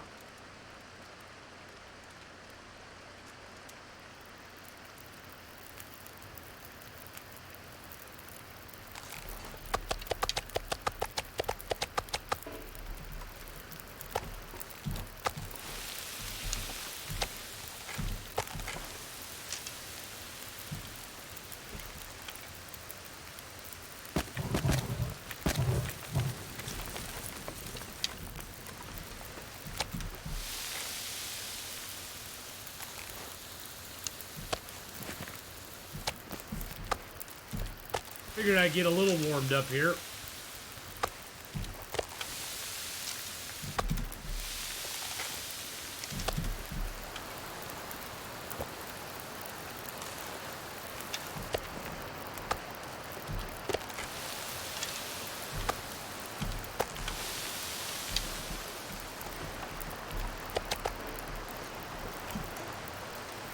Yeah, I built my fire on the right side of the fire this time.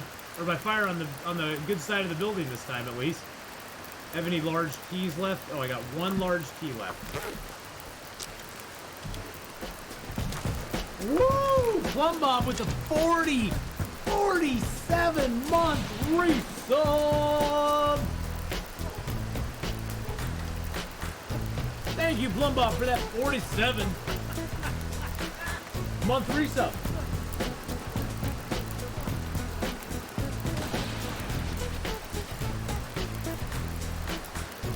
Thank you so much, my friend, for that 47 beautiful months. Almost 4 years. Holy crud. Alright, let's go get the rest of that meat if we can. Before the wind really picks up.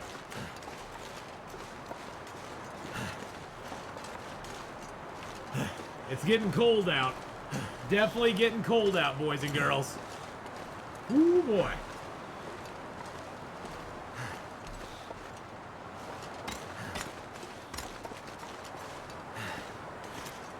Ooh, baby.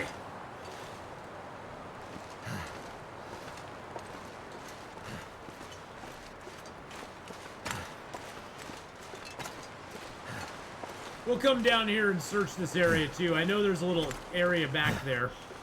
I think it may be where this zone's going to connect to another zone at some point in time. Because this whole area over here feels very dead-endish. There's like nothing. There's nowhere to go from this area. Like if we go back far enough there under that little face, there's nothing over there. It's just a big dead end. So I think there's gonna be, I think that might be where another zone, it seems like a logical place to put another zone entrance because there's like this little narrow path that just winds back and then dead ends. And there's nothing back there, so it's very odd. Very odd that they would just leave it like that.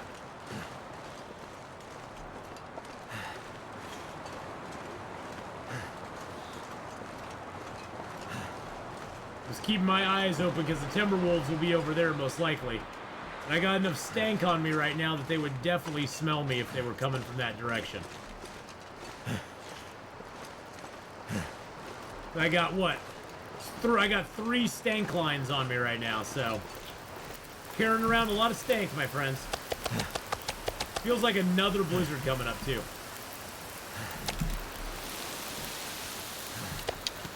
Is it best to craft arrows early in the game rather than the improvised hatchet? No.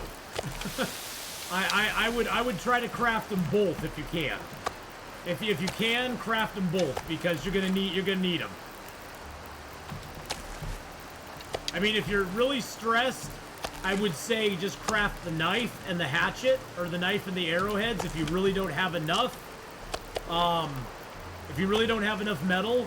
But if you take at least 7 to 8 metal to the Forlorn Muskeg forge, and you hit the poacher's camp, as well as the you go across the ice and hit the little shacks along the way, you'll pick up about another 6 to 7 metal.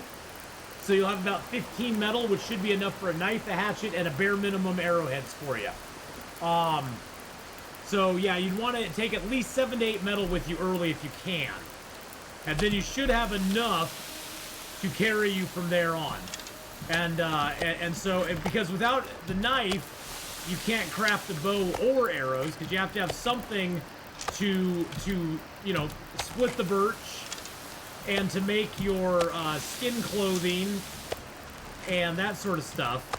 The only downside to not having the hatchet is that there's certain chairs in the houses, those lazy boy chairs, you cannot break down with anything but a hatchet.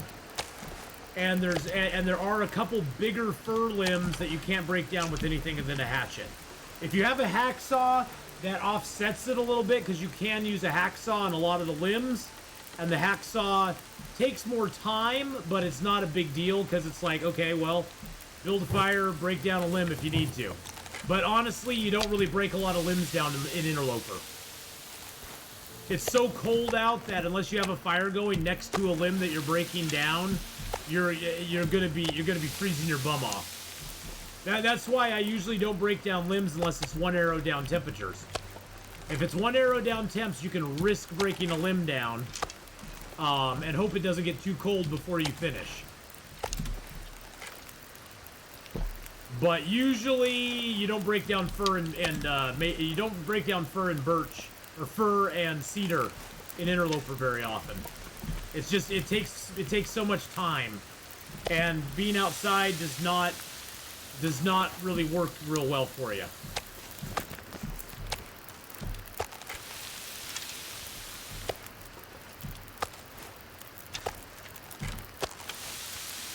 Oh my goodness! Wow! There is an OG. This, boys and girls, if you've not gone over and followed Lexi, please go give her a follow. She is one of the first people I ever watched. Her and LMG Twitch were 2 of the first people I ever watched play this game. She's absolutely lovely. Go give her a follow. Go check her out sometime. I don't know what game that was you're playing, but last play No Man's Sky. She flushed it. Whatever it was, she flushed it. I just flushed the turd. I should have gotten the cheap. Should have gotten an achievement for flushing a turd. You should have. But Lexi, how you doing? I hope you're having a great time playing No Man's Sky. I played a little No Man's Sky for a while. I was not as entranced with it as a lot of people are. It wasn't my, you know, it just wasn't my bag. You know, sometimes games are your thing and sometimes they're not, and that one just for me was not one that I was like super into.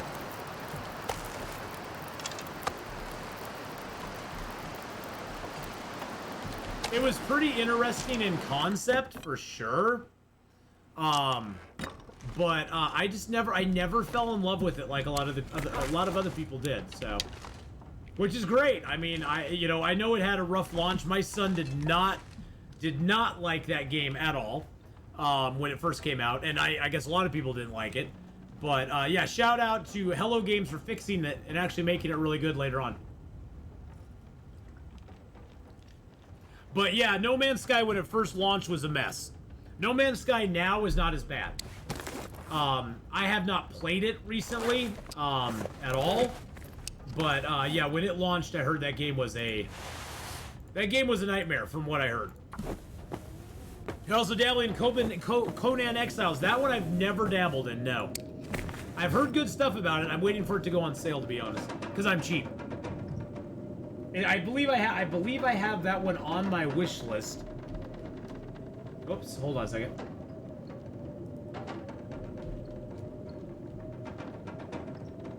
Conan Exiles. Oh god, there's like so many. There's so many Conan Exiles.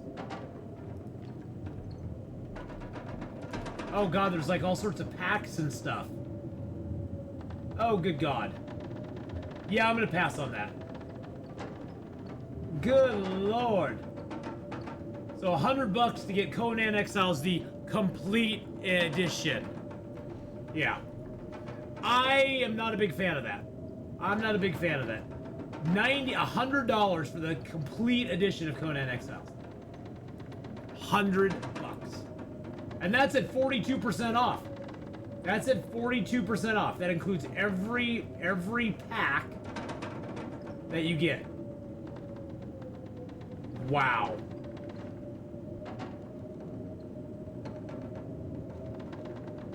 Wow.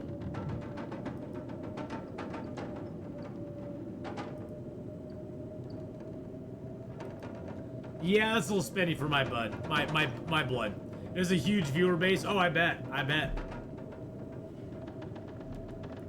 I know a lot of people who really like playing it. And you know, maybe I'll dabble in it, but $100 is a little pricey for my taste. That's a little pricey for my taste. I'm more of like a $20, $30 max kind of guy. I wonder what it would be just to buy the base game. So it's $11.99 to buy the base game. Okay, that's kind of cool. It's got mixed reviews. So buy the base game is $11.99.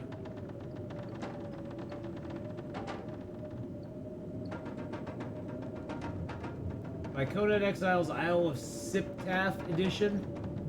Yeah, God, games like that that just go on with endless DLCs just kind of drive me nuts sometimes.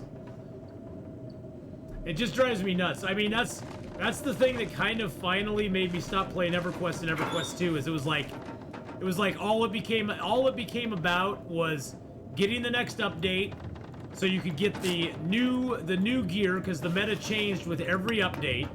So you'd have to buy the next update, raid to get the new gear, to be able to buy the next update, and then have to raid again to get the new gear again. It was like, really? Really? Something's gotta go. You're gonna do this to me. Yeah, it got a little old. I mean, there used to be a time with, see, when I first started playing EverQuest, they had like maybe 2 updates a year. And sure, it was like $20, $30 for each update, but the updates were pretty substantial. They had a lot of content, and you could play for months and months and months and months and months and months and months and months of them. You know, and the next update wouldn't come out for like 6 months, so you'd have tons of times to explore new areas, tons of times to do a lot of other stuff in the game. But then it just became all about high-end raid content, and I was just like, that's not me. Yeah, well, WoW is the same sort of way. WoW is the same sort of way.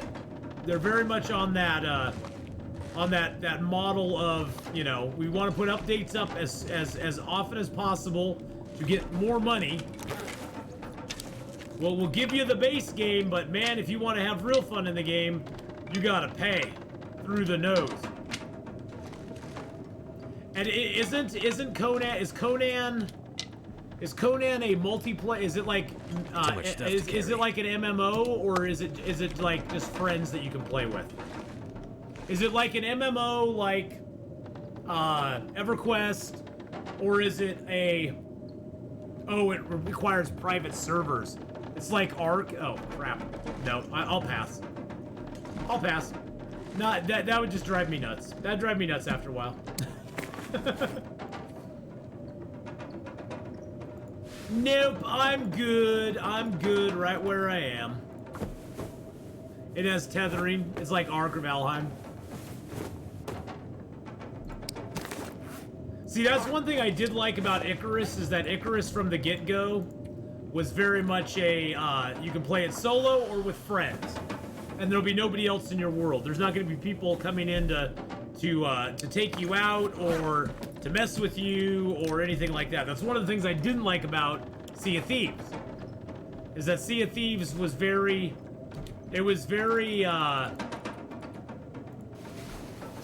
It rather encouraged people to just be jerks to each other. Valheim is a pretty nice game. I played a lot of Valheim back when it first came out. I liked Valheim. I really truly did. It just got a little... I got kind of burnt out on it pretty quick. For me, anyway. You know. It's just... all games, though, come down to just personal preference. For me, Valheim was fun to a point, and then I just kind of got burnt out on it. I got to the grindy part, and I was like, nah, I'm good.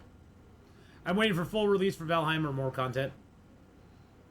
Yeah, I just got kind of burnt out on it. I didn't like the grindy grind. And after a while, the grind got to be a little much. I mean, the world of Valheim itself is very pretty. Oh, great. Another freaking storm? Really? Really? Another storm right on top of the first storm. Wow.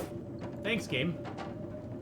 Thank you, game, for making my life even more fun. Well, at least the rabbit pelts are almost cured. Woo! Magic Jack with the 27-month resub! Thank you, Magic Jack, for that 27-month resub, buddy.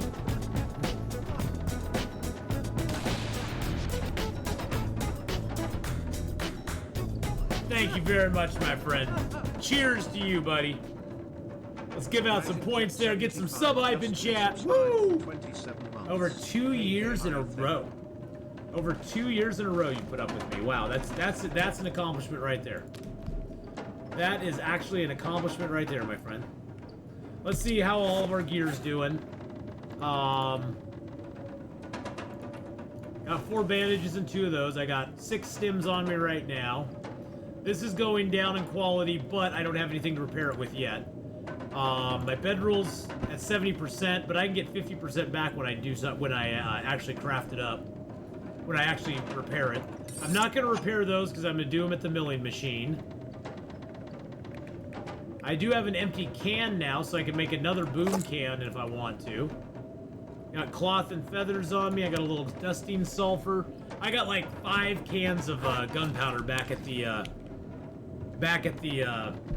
milling machine shed. Okay, this is kind of boring. I'm just gonna pass a little time. Hopefully the storm will go away. Hopefully the storm.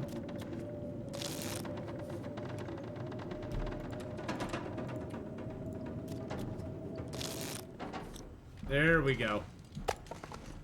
I got plenty of guts back there. I'm gonna take the hides with me. The birch and the maple, the black bear pelt. I'm not sure I can carry much more. Oh, you can carry much more, my friend. Take some sticks with me. I think I'm good. I think we're good to go. Getting my bow out. Snow's out, bow's out. I have that meat out there that I could cook, but I'm not really working on it. Check out mods for the game. Mods for which game? Which game? Mods for what? For Long Dark?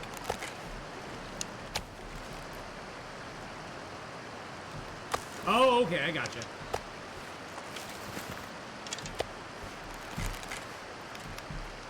Well, cool. I hope you find some good ones. There's not a lot of mods out there right now for the game. They just don't have a lot of them. But, you know, there'll be more as time goes on. And of course, whenever they update the game in a major way, it breaks a lot of the mods. So you have to be kind of willing to put up with broken stuff every once in a while. But I'm not a big modder. I like vanilla because it's easy. I've never been into heavy modding on games. And The Long Dark, I just love it the way it is. I love it the way it is. It's so peaceful and beautiful and amazing and awesome.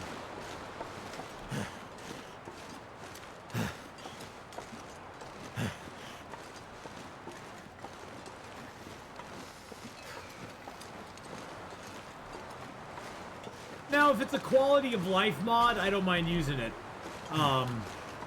You know, there's some things that maybe would be quality of life. Oh yeah, you just want more crafting. You and everybody else, buddy. I know, Rip Ripper. It makes me excited for whatever their next project is. It makes me excited because I'm hoping that they'll have more crafting, more dynamic weather, maybe weather changes in their next project. You know, something like that.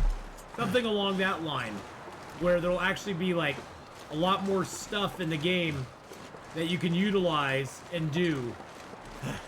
Because that's one thing I really do like about the Infected is the weather changes, the seasons passing. And the weather in the game does, you know, the months pass by pretty quickly. I think 1 month in the game is like 60 minutes. So the months do pass by rather rapidly in the Infected, but it gives it some good flavor. Gives it some nice flavor. All right.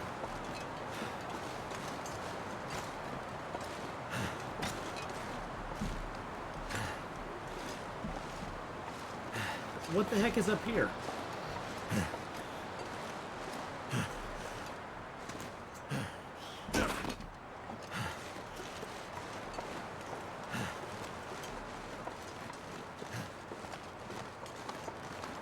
Okay, so this is the bear below us right now.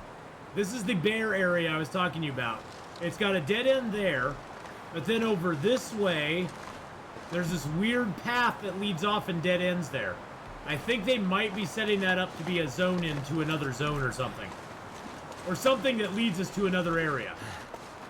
At some point. I have a feeling that's going to connect to something. Because it just seems weird to have that big old cul-de-sac that has nothing in it except a bear. It's like, okay, that's kind of strange. Why would you just have it like a dead end? We can go down that way.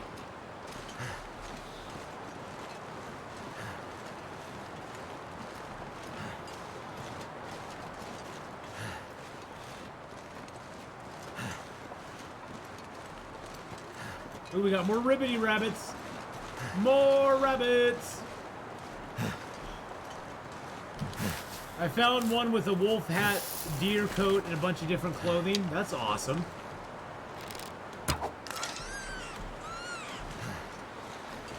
I found a bunny rabbit. Make that 2 bunny rabbits. And a deer.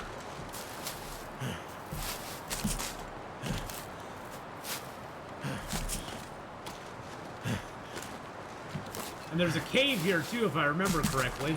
Yep, there's a cave right there.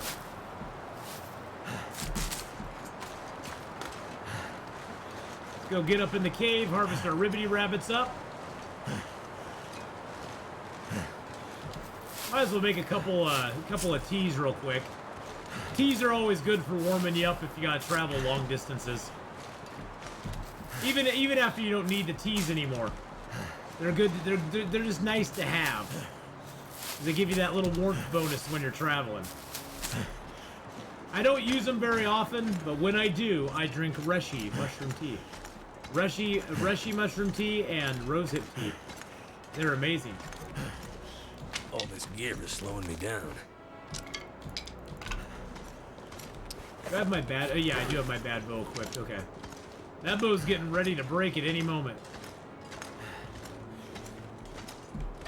No coal in this darn godforsaken cave. Gosh dang it.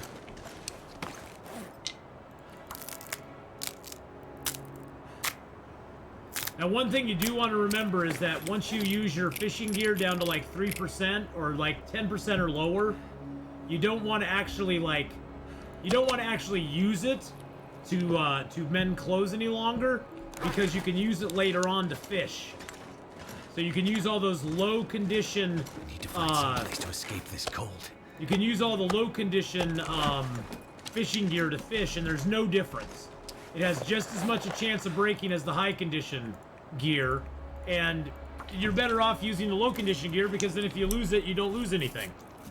So just if you go fishing and you have like both high condition, like low condition gear like that, and you have high condition gear, you want to get your high condition stuff off of your body, just dump it in a drawer or something, and then you can go ahead and use the low condition stuff, because there's no difference in the fishing ability or speed or anything like that. And it gives you that chance of actually, like, utilizing it again. They have co-op up to 32 people can play, works good too.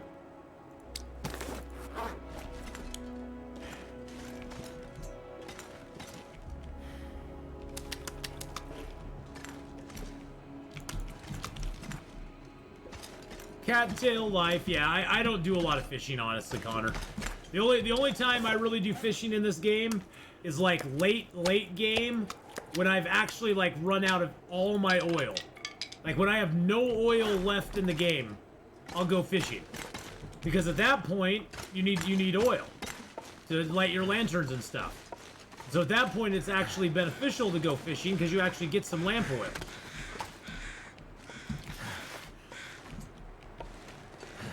But before that, I usually do very little fishing, unless I'm just trying to kill time, or I need to get myself some, or I need to get myself some oil, or I'm trying to get over, I'm trying to get over having cabin fever, something like that. That's about the only time I really fish in the early game, and that is very, very rare.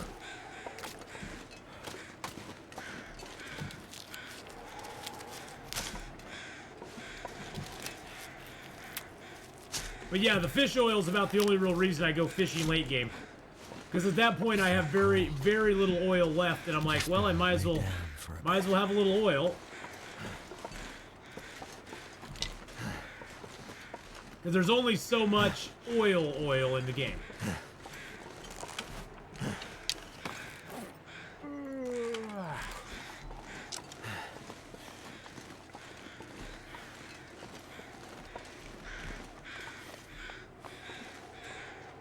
Right over there.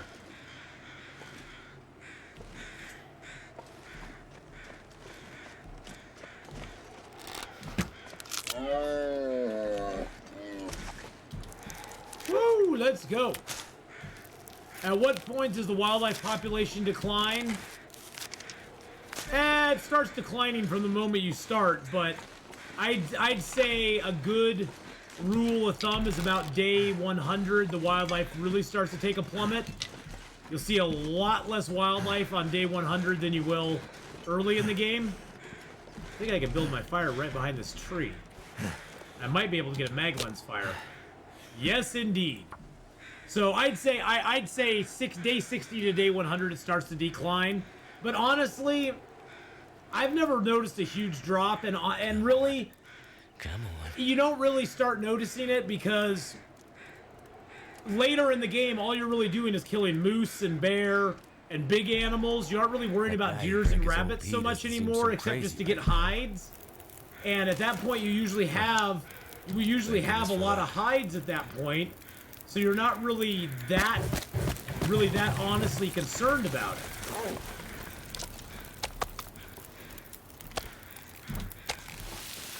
I'm gonna have to leave something behind. Hey, Connor! See you later on. Have a good one. 38 minutes.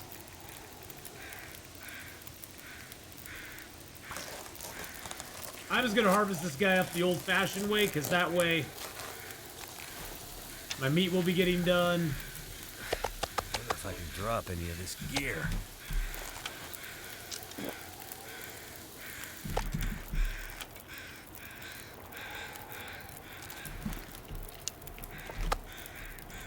Get a little water boiling here because we need some water.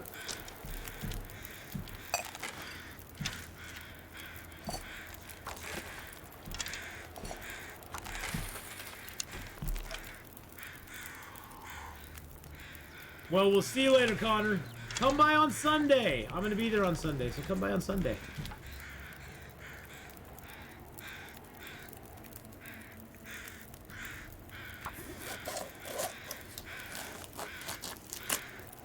Sun's setting. It's gonna get a lot colder soon.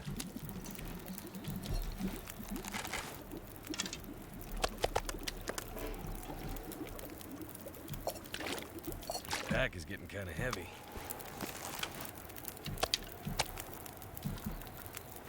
See if we can cook up some of this meat here. Now, cooking in the pot does reduce your cook time a little bit, so if you have some pots, it's nice to cook in them. I usually kind of take a strategy where sometimes I'll use the pot, sometimes I won't. It just depends on how long I want the stuff cooking on the fire. Sometimes I want the fire to I want it to actually take longer because I have a task in mind that I'm going to try to accomplish while I'm cooking.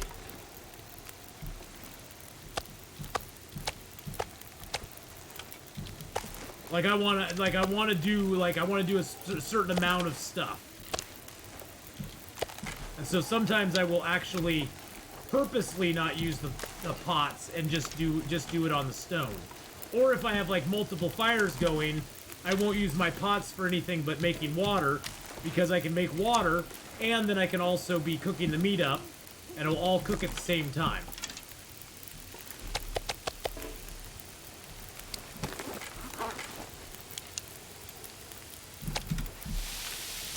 I put in a mod that can move containers back to my home base. How does that work? Move them back to your home base. What is even that?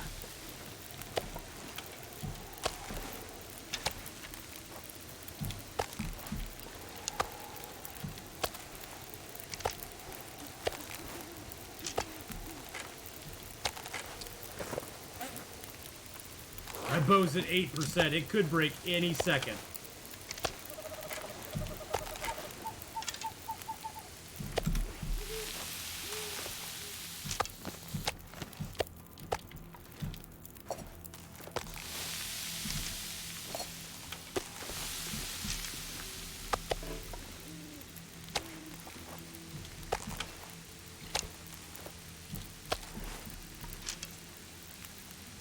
So do you designate something as a quote-unquote home base and then it just transports stuff back there?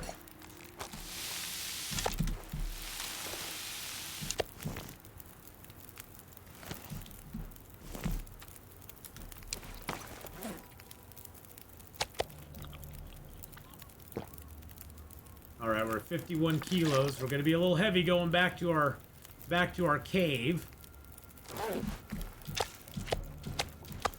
Starting to weigh me down.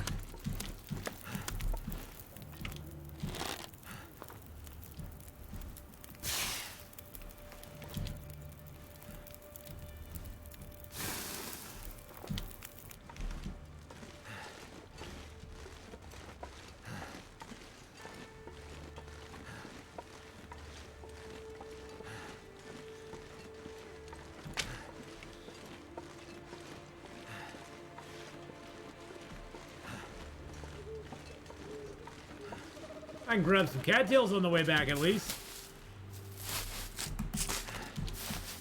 It sounds like an interesting mod, though. Is it just like a transport type thing? Like boxes, backpack lockers on the outside. Box, plus I can clean up all the trash in a place. You have to carry it back to where you want it. Oh, okay. Oh, so like the box. So okay, so like the boxes and the containers that you find just laying around in the world, you can pick them up and take them back with you. I gotcha. Well, that sounds interesting. You can just have like massive storage lockers at your place. I got it now. So like those green boxes that you find in the world, and backpacks and stuff. How do you pick up a locker though? That's gotta be hella heavy. Gotta be a pretty heavy D thing.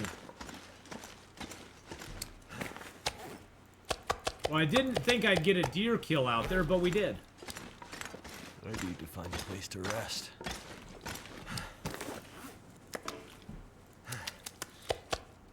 So I got 2 deer pelts now. 3 deer pelts. That's kind of nice.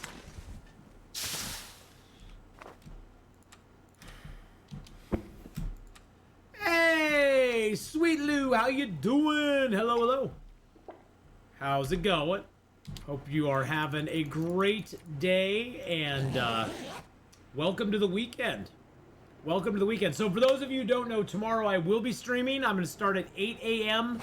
Pacific Standard Time. We will be starting with the Long Dark, and then we'll be rolling into some Escape the Pacific, and then we're going to be playing a little bit of a game I've never played before called Hold Your Own. So we're going to be playing a little Hold Your Own for the first time. I didn't actually realize it, but I did have that in my... I didn't know it, but I already own the game, so... Okay, no chance of that happening.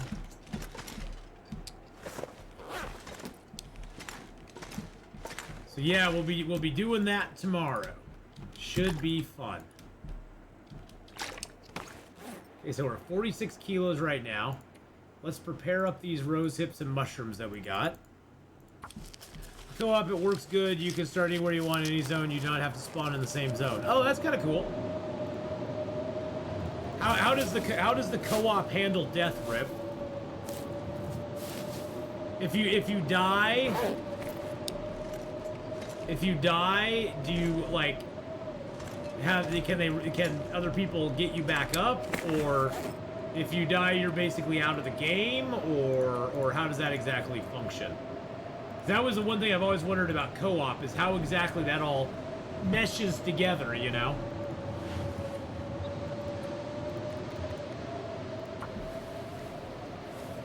It's Friday and I have a cocktail. It's 5 o'clock somewhere. You bet it is. You bet it is. Well, that storm ain't going nowhere, so I guess we can just light a fire here. I'm gonna use one of my wheat torches. Oh, I'll break that down first.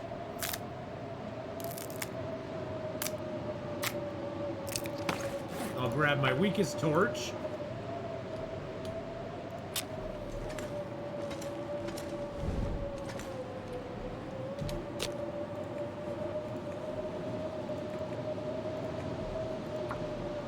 If you die, they have med kits that can save you, but there's only 5 in the game and you have to find them. Oh, wow. So if you die in a multiplayer and they don't find a med kit, they don't get you back up, you're basically out of the game at that point then? That's done.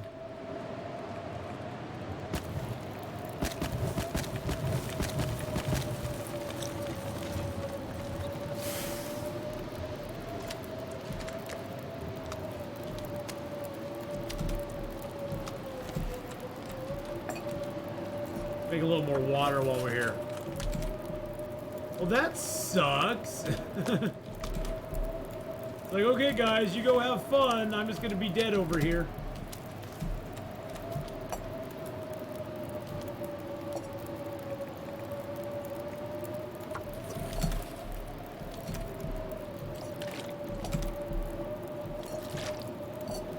I'm not sure I can carry much more. Oh, but you can rejoin as a new person.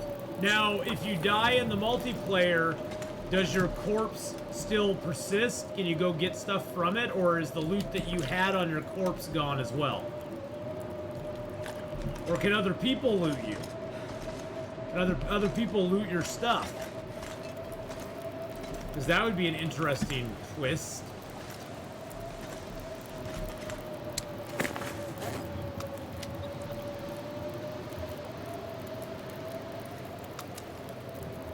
the loot is gone. So basically, dying does have a pretty bad consequence because the loot that you had on you is gone.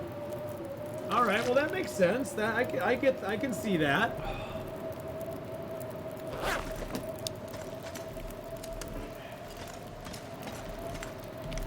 I bet these rabbit hides are getting close to being done back here.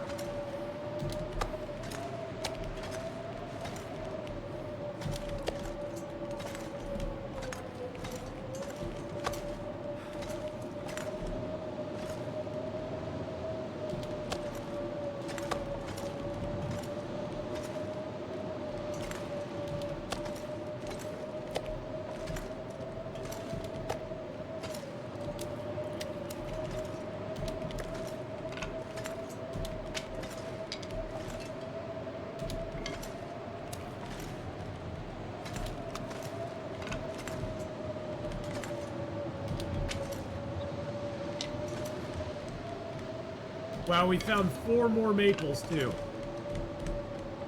Which is nice. Cured. That's fresh. That's cured. That's a pretty fresh gut there.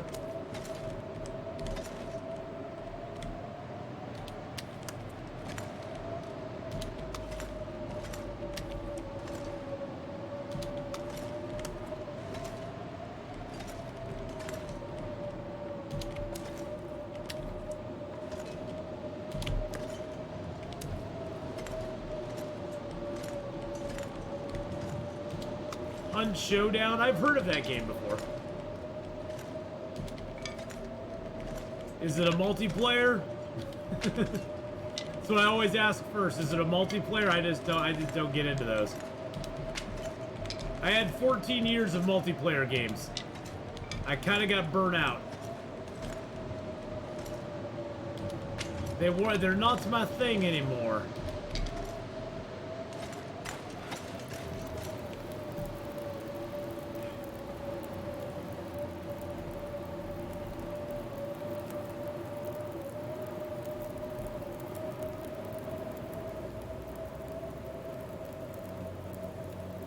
Open world, atmospheric permadeath.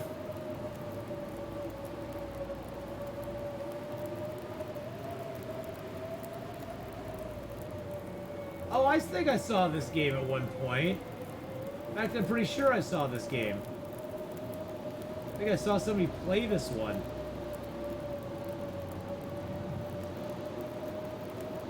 Yeah. I've seen somebody play this one before. I think I watched another streamer play this one. Oh, it's an FPS? Okay. I mean, it seems to have pretty good graphics to it. I'm joking. I don't think you'll ever play that. It's an FPS. You know, I've been known to play some FPSs in my time. Not very often, but I've played some first-person ones here and there.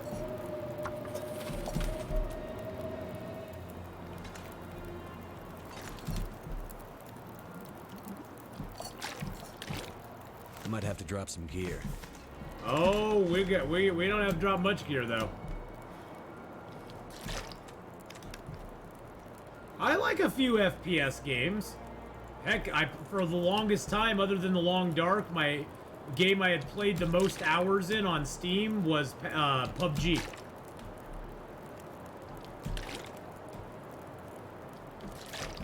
Which was mainly fun because we just dinked around and didn't give a crap. I'm gonna have to leave something behind.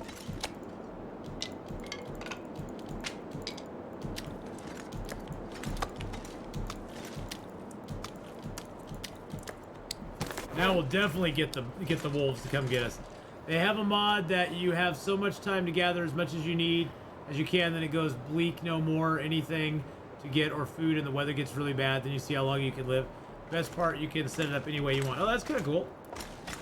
Yeah, I mean, the modders definitely have a lot of interesting ideas out there. The time to kill in that game is very fast. It's like 1 or 2 shots. Oh, wow. Well, that sounds like fun. Not.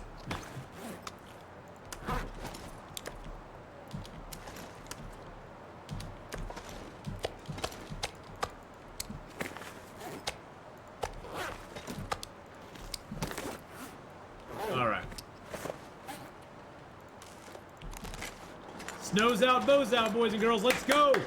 Let's go! Woo! The Creek Bed Cave.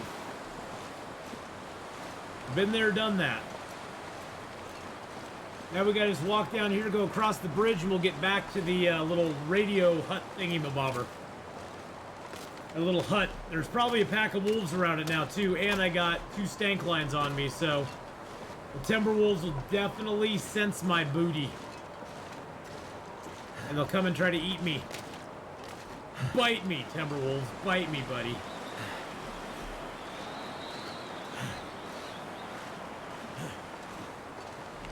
So today we're going to be playing Long Dark for about another 40 minutes to an hour.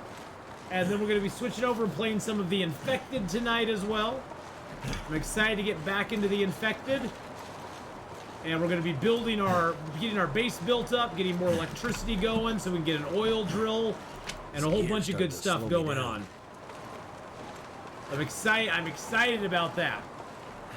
And then tomorrow we're going to do Long Dark in the morning, Escape the Pacific in the afternoon, and what was that other game? Now I can't remember the other game. Hold Your Own in the evening, because I bought Hold Your Own, God, a long time ago. Oops, I'm stuck. God, I bought Hold Your Own back in 2019, and I've never played it. Long Dark objective today, we're exploring Blackrock. We're wandering around Blackrock. We're exploring the areas. We were in the prison. We went through the tunnels and out, and we came around on that side.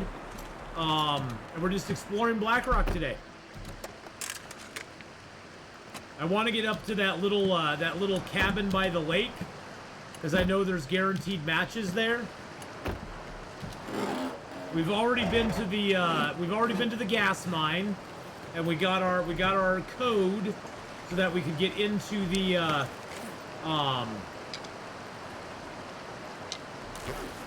the milling machine. So right now my goal is to get back over to the actual whatchamacallit, the prison itself. We got to cross the narrow bridge first, and there will be wolves on the other side. I can almost guarantee it. Cold is making my head feel thick.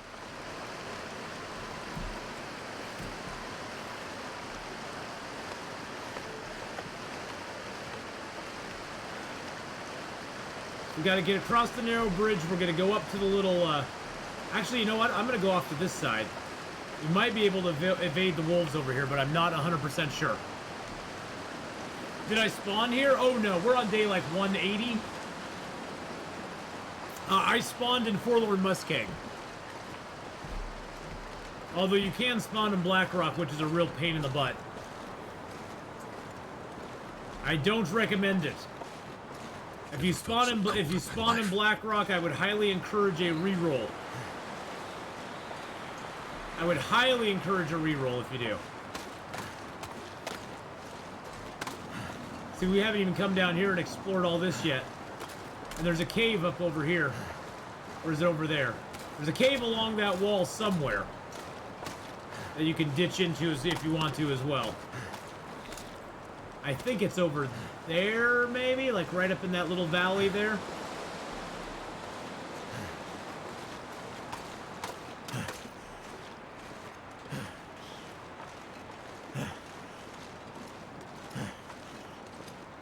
I wouldn't be surprised if there's Timberwolves gathering right here. Hey, there's a couple bunny rabs.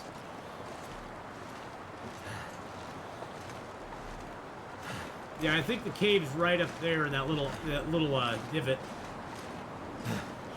But yeah, I spawned in Forlorn, Muskeg. We've been to pretty much every zone now except Blackrock and Bleak Inlet, I think. I think Blackrock and Bleak Inlet are the 2 zones I've not been to yet.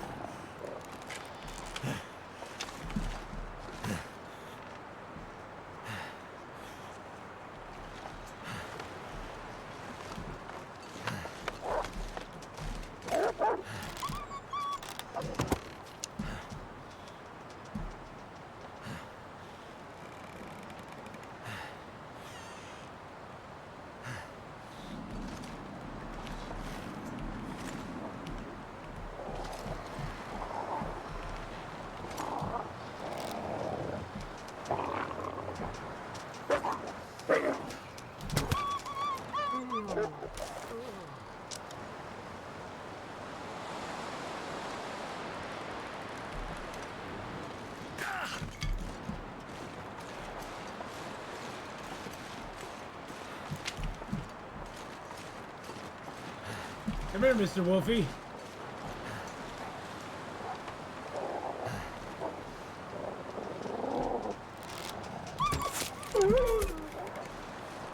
Had something for you there, bud. Woo! Bleak Inlet can't have the coldest temperatures in the game, yes. Bleak Inlet overall has the coldest temperatures in the game. Those guys are respawning very slowly. I killed that pack off when I first came into this zone, and it's still dead. Still dead.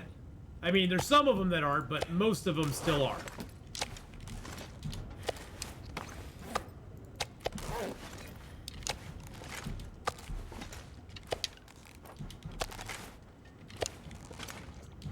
We're gonna do a little exploring here, so I'm just gonna let this stuff cure here. That's weird. Oh, it's a curved surface. I'm just gonna drop the guts under it. There we go. Let's drop the birch and maple. Rabbit hides.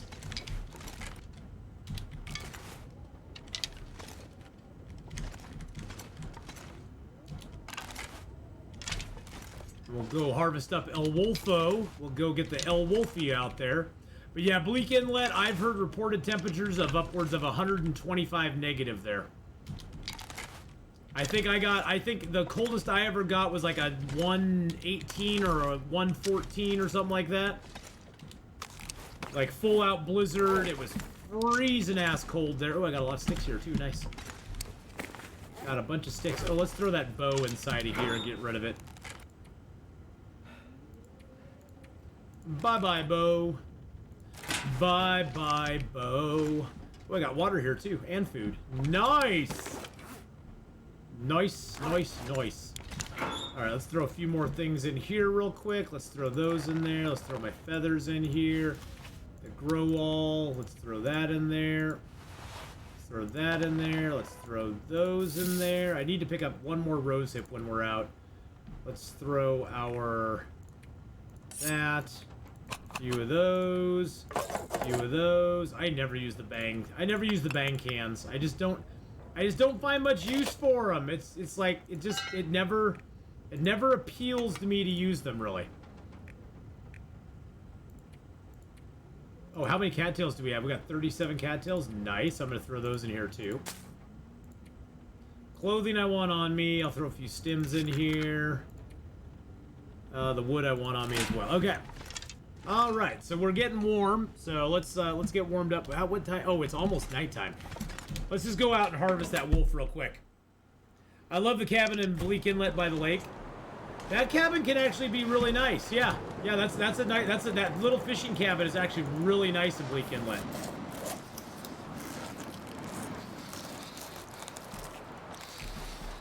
The nice thing about this hut as well is it has a protected fire barrel back here. So if you really want to cook stuff up, you can just do it in the fire barrel, which is super nice. But yeah, that little cabin, it's a nice little place, and the bear wanders by there, so you can get a bear kill in Bleak Inlet right there. So that's kind of cool. I think that's the only bear in Bleak Inlet, actually.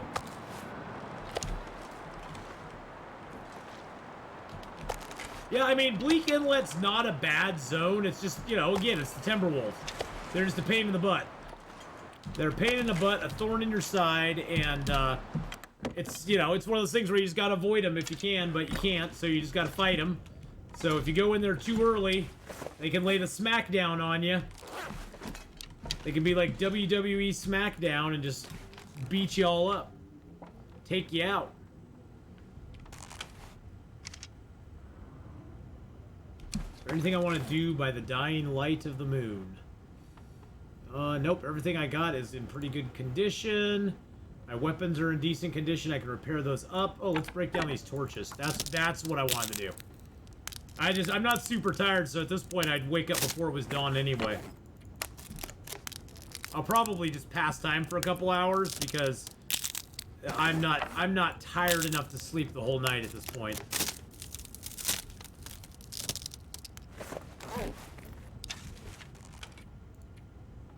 Let's pass time for 3 hours. That'll get us a little more tired, and then we can sleep for 10 hours. And when we get up, it'll be light out. Well, just coming on to light. I've had bear in the area near the cabin on the lake. Yeah, that's the place where the bear spawns. His cave is right nearby there. He usually wanders from his cave to the lighthouse, over to the cabins, back to the lighthouse, and then to his cave again. He sort of follows a little path there. He kind of goes where the fishing huts are. He kind of goes to the fishing huts, then up to the little island with the lighthouse, and then he wanders back down to where the other fishing hut is there by the, he wanders back where the fishing hut is there by the cabins, and then if you get in his way, he goes, "Oh, hello, how are you today?" And you're like, "No!" Well, usually when you get over there, the bear's not right there. Usually when you get over there, the bear is over by the lighthouse area. So he's usually not in that area. He doesn't hang out there a lot, I guess I should say.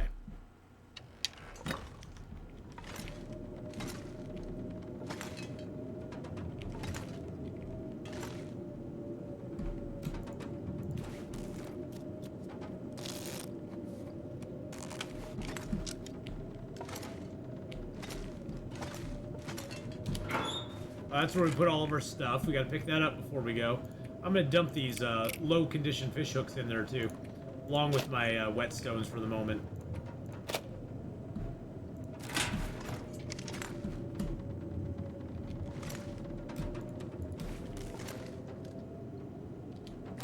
Nah, actually, I want that water.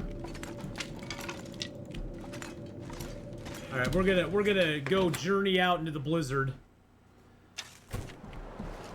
Journey out into the blizzard.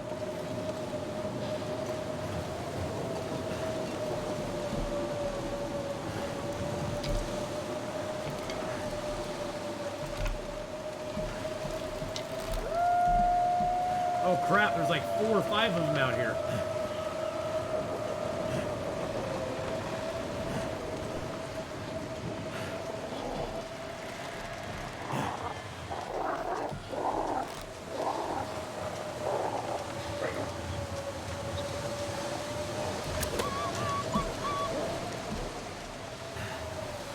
There's like 3 or 4 of them easily.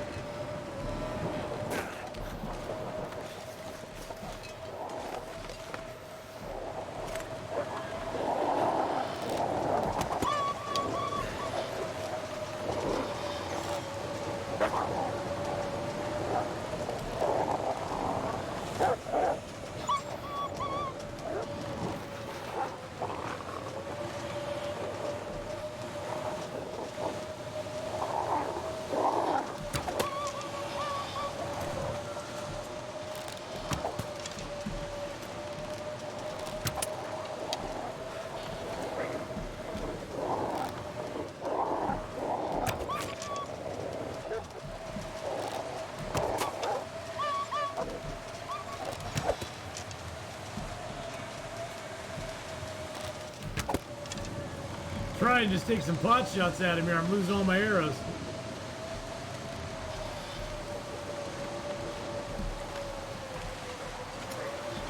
And one of them stole my arrow.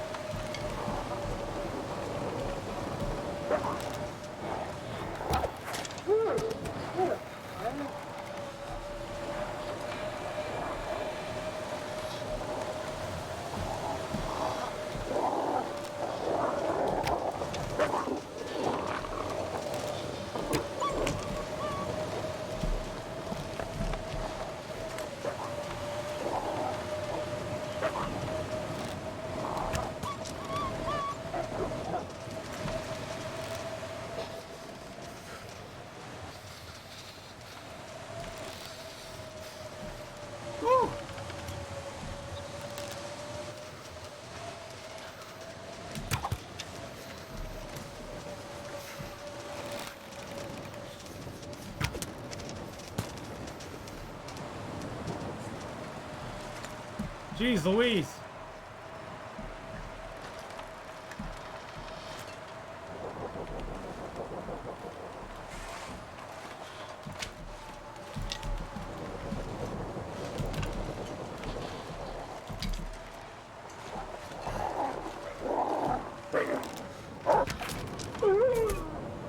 There we go.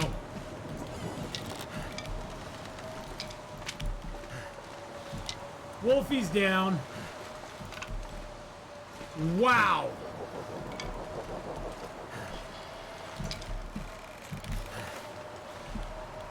Dang, nabbit, that was a lot. A lot of arrows I expended there. And I lost one to a wolf too, which is always great. Okay, I think I picked most of them up. That's 18, 19. Yeah, I got all my arrows back. Jeez Louise, man. George and Wheezy. Wow. Wow, wow, wow, wow, wow, wow, wow, wow, wow.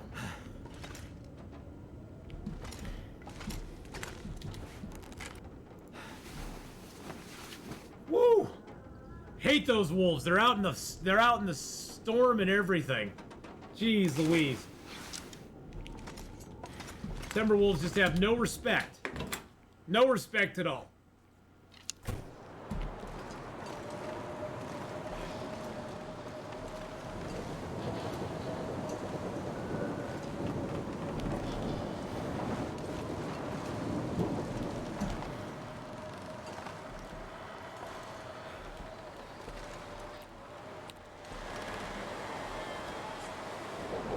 So now we'll have to go find another arrowhead somewhere.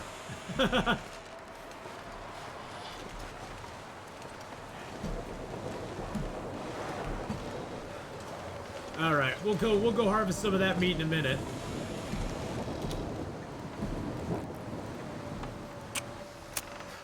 Woo, baby, let's get a fire going. Turned out pretty well.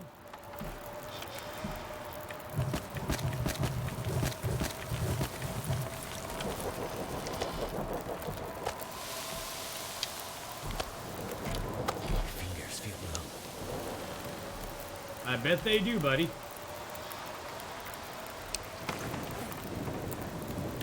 I bet they feel really numb. There we go. Get a little of that in us.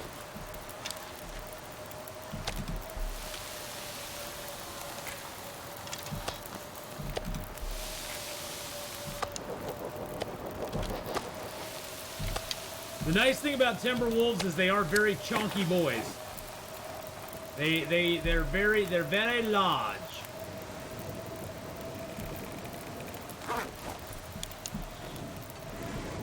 Most Timberwolves have like 5 to 6 kilos on them. That's a small boy. That's a little baby wolf.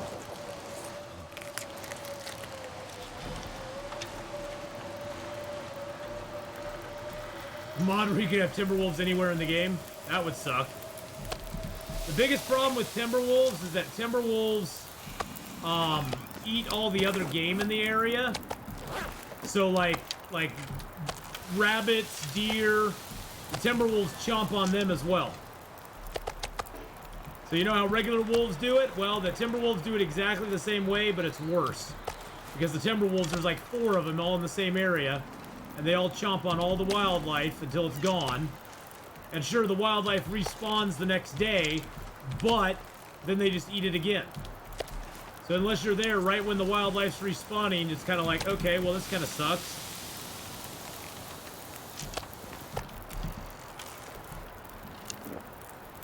Yeah, the Timberwolves are so glitchy, I personally just don't like them.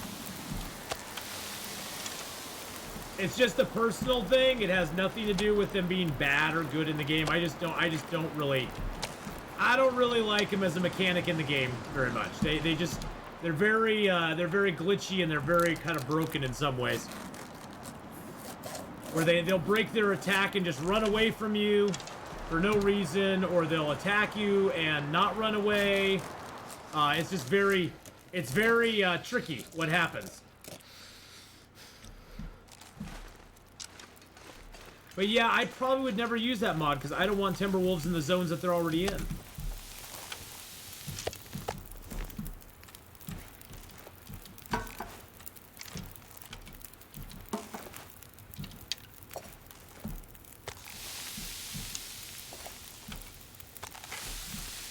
I don't like him in the zones they're already in, let alone other zones where I don't want him at all. And I mean, now, my tune would completely change on the Timberwolves if they dropped their own unique pelt. If they dropped a unique pelt that you could not get from any other animal in the game, I would be just so down with the Timberwolves at that point. I'd be like, okay, they're worth having in the game. Can't feel my hands. Is this where the other wolf went off and died? Has he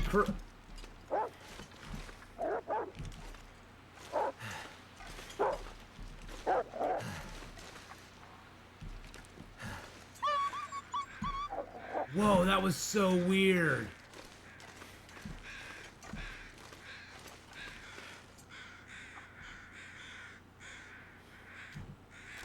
That's a deer over there.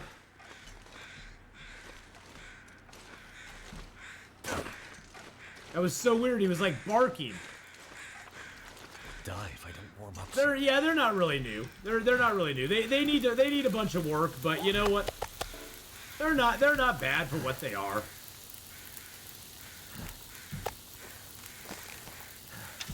You get used to them after a while, doesn't mean you have to like them. I mean, of the new animals they've added into the game, honestly, the one I like the most is the moose. The moose has utility. The moose has the moose has a purpose. You utilize his hide very well. He's got a purpose. I wish he had more purpose, and he gives you a lot of meat, a lot of non-toxic, non-predator meat, which is really nice.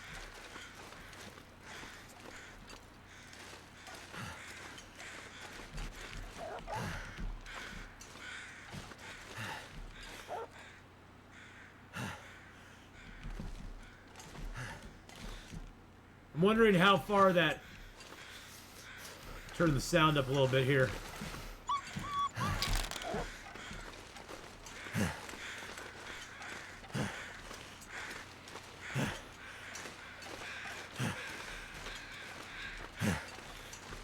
I'm wondering how far that other Timberwolf ran away with my arrow.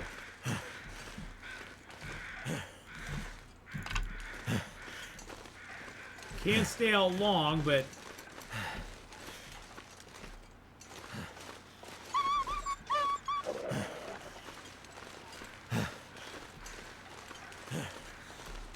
Those are all the crows from over there.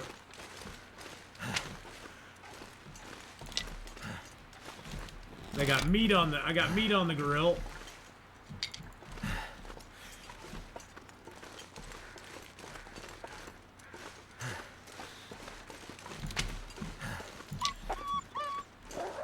I know. They need something you can make. I mean, make it a Timberwolf quiver or something. We've been wanting a quiver in the game for a while. Give us a Timberwolf quiver that you can make that will reduce our carry capacity and increase reload speed on our bow. That would be kind of cool. It wouldn't be game breaking, but it would give us something. It would give us a reward for being brave enough to kill the Timberwolves. Be a cool little new accessory that we could get.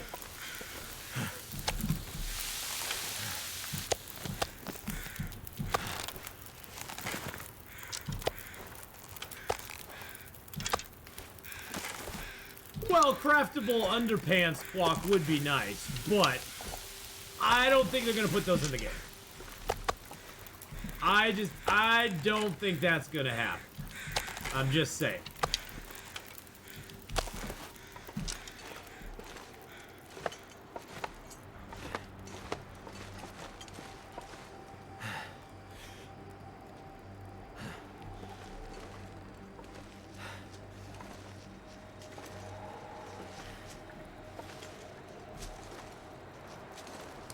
Comes this last little sneaky wolf.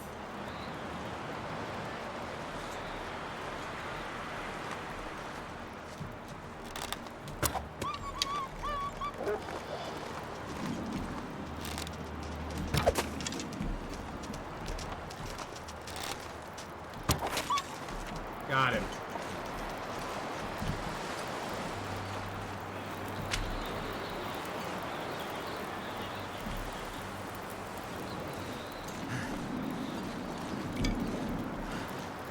I'm gonna watch where he goes.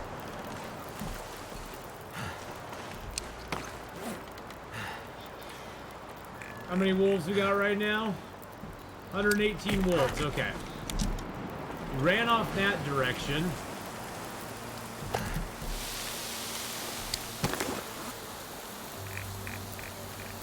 $119, he's dead now.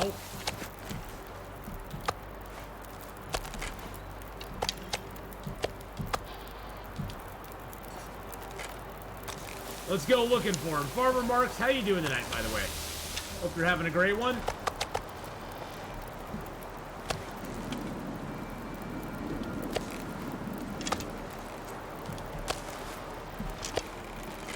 That wolf ran off with one of my arrows too, so. Now we gotta go find his stinky butt. But he ran off this way.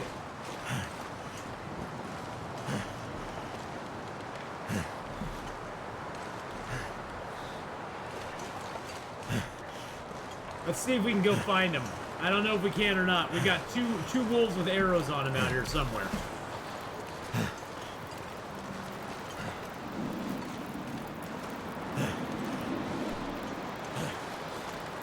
You want a bear spear in survival?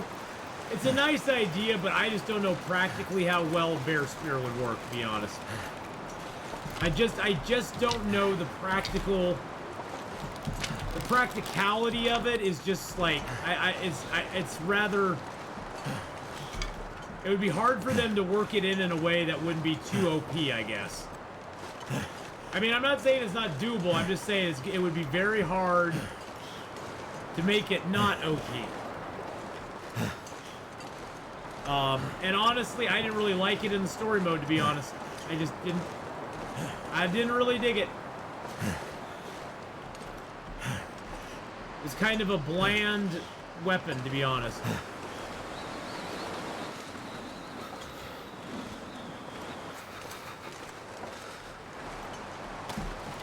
But yeah, I mean, it'd be kind of cool if they gave us that. Gave us something, you know? Give us something a little different. Give a little something, something.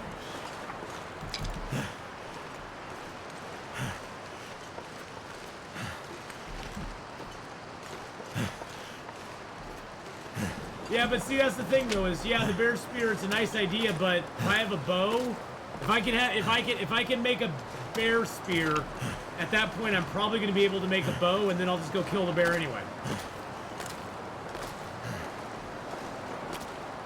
The bow and arrow is just so far superior to anything else.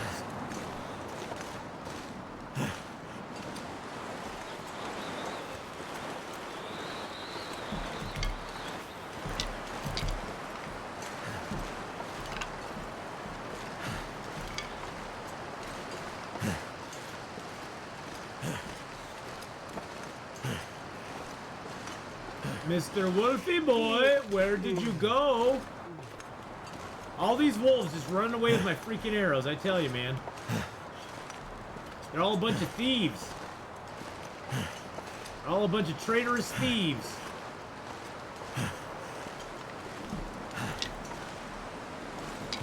I can't feel my feet.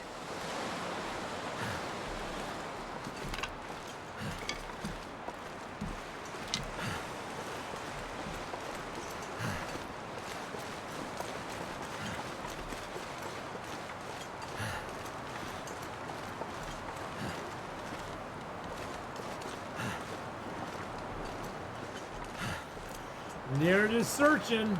We're looking.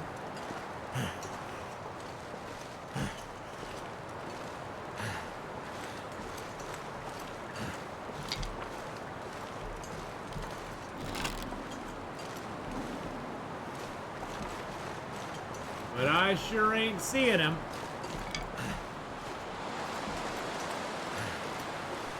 We'll go check over in that area. I'm just gonna pop up to the cave here real quick. We do have to get back because we got fire going there. I think this is a cave back here. Oh yeah, it's a cave back here. They didn't go die inside the cave, did they? Well, somebody died in the cave. It wasn't them, though.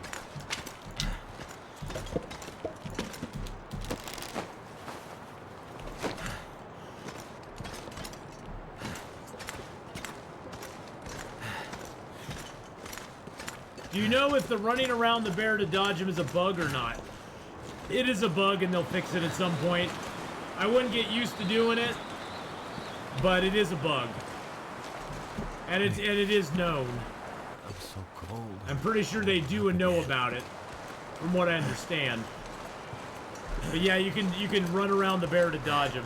Yeah, bear dancing will be fixed at some point, and people who get used to bear dancing are going to be very shocked and surprised and dismayed and saddened when it doesn't work anymore, and their little niblets get eaten by the bear.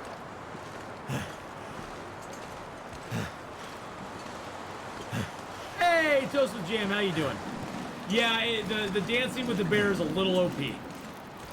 It's just a wee little bit, overpowered.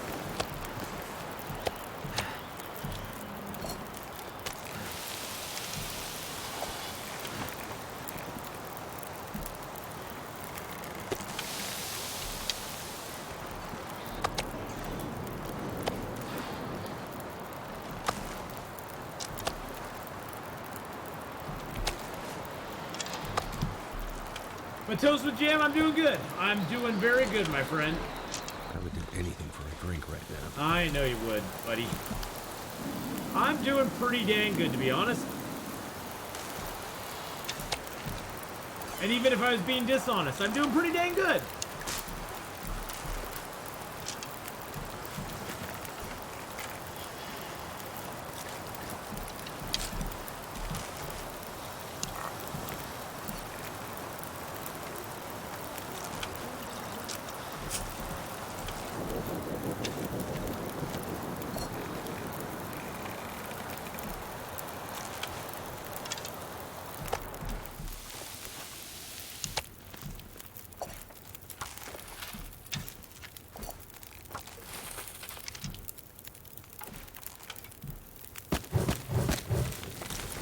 Alright. We're gonna go see if we can find these wolfy boys. Where, oh where did my wolfies go? Oh where can they be?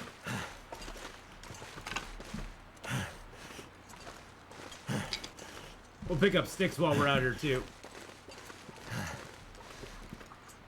Is this a cave back here too? I forgot about this one. This is a cave back here. Have you ever been to TwitchCon? I went to TwitchCon back in 2019. The year after I got partnered, I went to TwitchCon, yes. And it was a lot of fun, and I'm going again this year, so... Since they're finally doing TwitchCon again.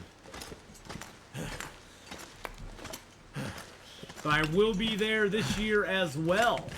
But yes, I've gone one time before. It was the year right after I got partnered. I went to TwitchCon, and it was a blast. It was so much fun to meet people that I had been watching before. It's in San Diego, California. It's in the San Diego. So it's in Cali, which is the only downside, but it'll be fun to go.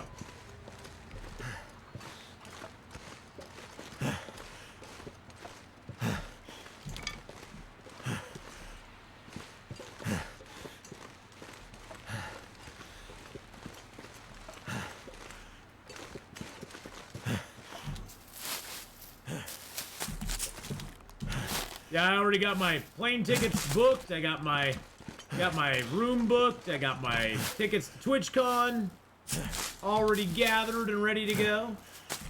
So, October 7th, 8th, and 9th, I will be in San Diego. TwitchConning away.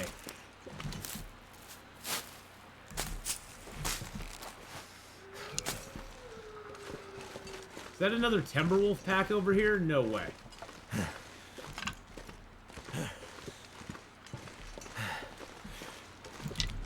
Wouldn't surprise me, though.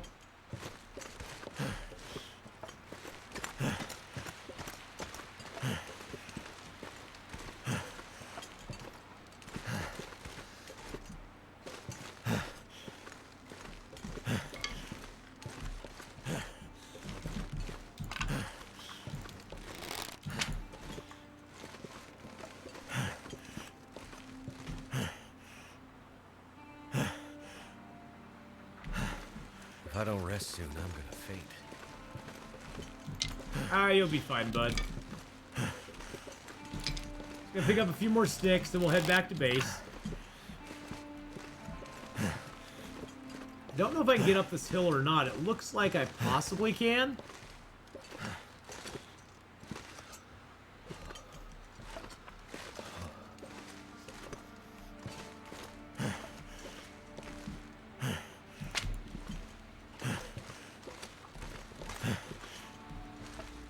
That's a deer over there. I don't think I've been up to this little tower yet. Escape this cold. I've not been up to this little tower yet. Nope.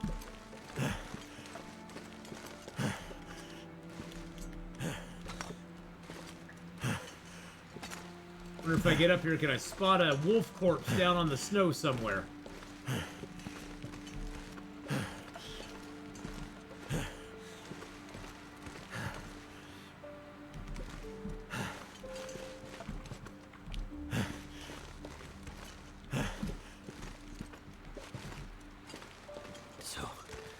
Cold.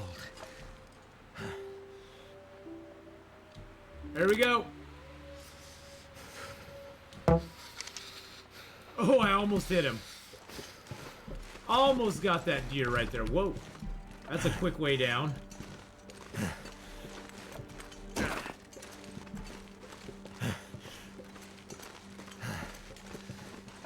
Sometimes the quick way is not the best way. Figured if I got the deer's score, we'd get another hide. If I missed the deer, oh well, life goes on.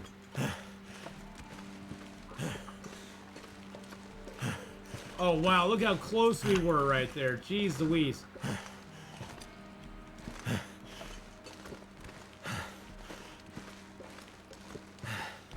don't see any wolfies there either. Gosh, I don't know where those Timberwolves. Those Timberwolves were like, they basically yeeted themselves into the river to basically go, yeah, you know those arrows you shot us with, Atheenon? You're never getting them back. You are never, ever, ever gonna see them again. The only thing I can figure is they knew they were done for, and they're like, yeah, we're gonna take your valuable arrows with us, buddy. They're like, Geronimo! Into the river!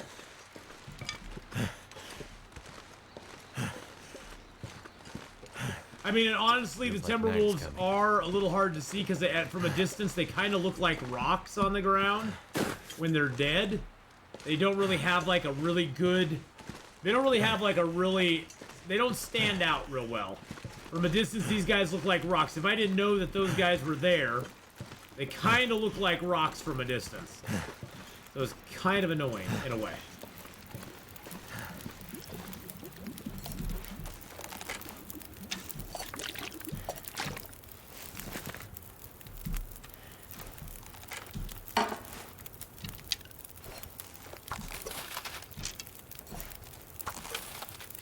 Might as well make some more water. I got the fire going. At 1:04. I'm feeling so drained.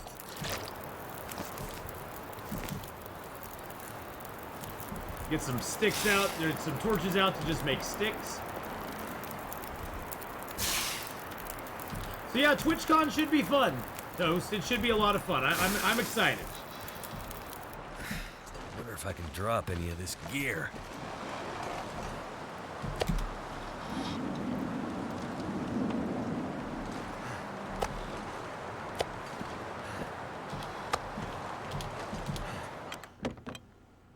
I'm excited for it.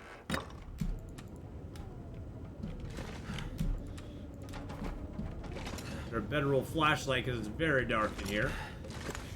There's the door. There's the bed. There's the bed right there. Alright, let's break down a couple of the... Actually, you know what? Let's sleep first. Let's drink and sleep. Cassadar! How you doing, Cass? How you doing? Hello, hello. So now that's 2 arrows I've lost to those damn Timberwolves. Damn it. So, Cass, I'm taking the under on the F-bombs. The over-under's 3, and I'm taking the under this time. Thank you for the sub. Taking the under. Oh, this seems like a tame one. This seems like a tame one. Yeah. Got him.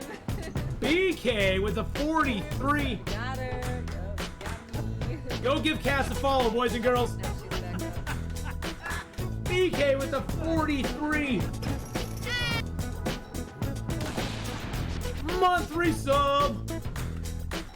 A lurking mob with the Twitch props. Resubberoo there. Thank you so much for that. Lurk there. Subscribe for 43 months. Thank you, BK, so much, my friend. That's very, very, very, very kind of you. You're a good man. Good. Oh, I mean, good troll. You're a good troll. And now, boys and girls, is a great time to sub if you want to, because it is 20% off for a 1-month sub, 25% off for a 3-month, and 30% off for a 6-month sub. So, there you go. And I'm not even just talking about my channel. I'm talking about any channel. If you've ever been interested in subbing to somebody, sometime is, this is a great time. September is a great time to do it. Do it. Do it now. How many sticks do I have? Oh, I got 63 sticks. I've been very busy picking up my sticks, getting my stuff and things going on. Oh, that stuff's getting all cured. I got guts underneath there that are curing.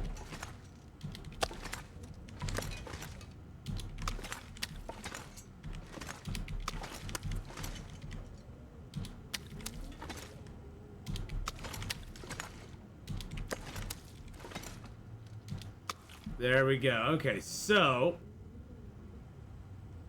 birch is cured. That is cured.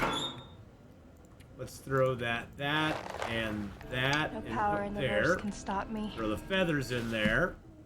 Hey, thank you so much, Rascal Knight. I appreciate the follow very much. Welcome to the Ath Pack, and welcome to the stream. If you got any questions whatsoever, feel free to leave them in the comment box. Now, you can just ask them, that's fine. Just feel free to ask, and I'll see if I can answer it for you. Or if I can't answer it, maybe somebody in chat can, because we have very awesome people in chat, too, so.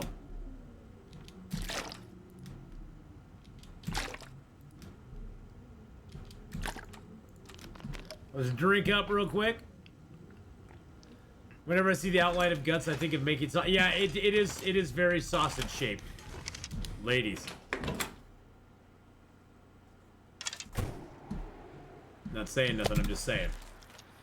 It is a little sausage shaped.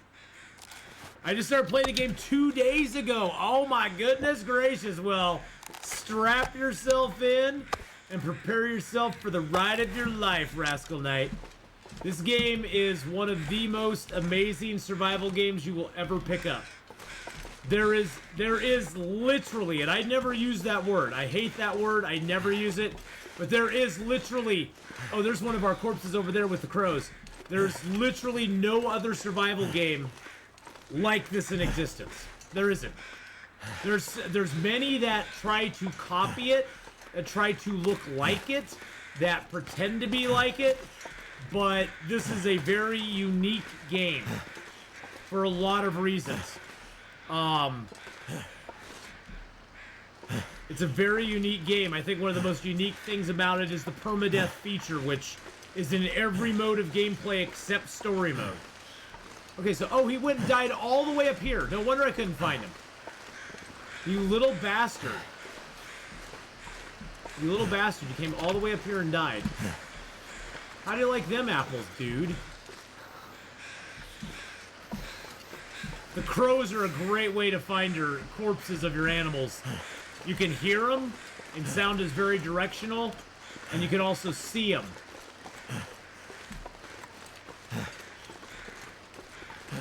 Those are the crows I have over there for that stuff. I pick up my cattails. Do you eat the wolves? You can eat the wolves once you have cooking 5. Well, I think, correct me if I'm wrong, chat, but on Pilgrim or Wolves, do they give you intestinal parasites on Pilgrim or Voyager? So I'm played generally on Interloper, so most of my knowledge comes from Interloper. I have a little bit of knowledge of the other stages of the game, but you don't want to eat wolves or bears until you get cooking 5, unless you're in a super, super desperate situation.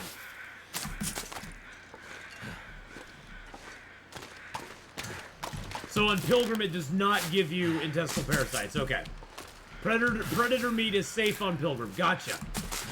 Cold is making my head feel thick. So yeah, you don't want to eat it on anything other than Pilgrim, because otherwise you get a chance of what's called intestinal parasites, and then you need either mushroom teas or antibiotics to fight it for 10 days. Now on Interloper, intestinal parasites are a plague that you have going on for 20 days.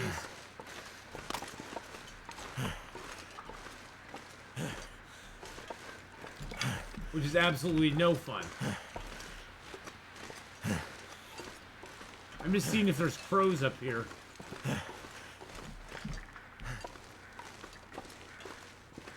Goddamn freezing. Only Stalker and Loper. Oh, okay. Oh, so Voyager, you're safe as well. Bear meat and wolf meat are the only things that can give you chances of intestinal parasites. Everything else is safe. Moose is safe. Deer, rabbits, those are all safe to eat without getting intestinal parasites.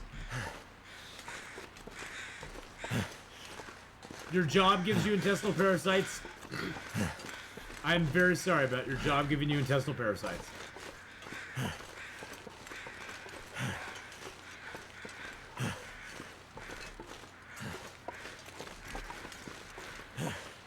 I have one more wolf out here, boys and girls. I'm a slight noob, but none on Voyager. Okay, yeah. Yeah, don't worry about it, Soul.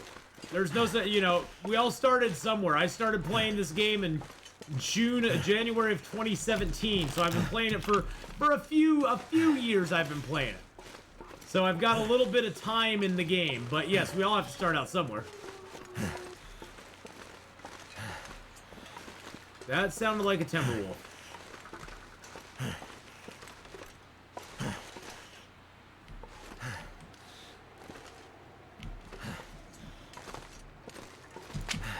We all's got to start somewhere.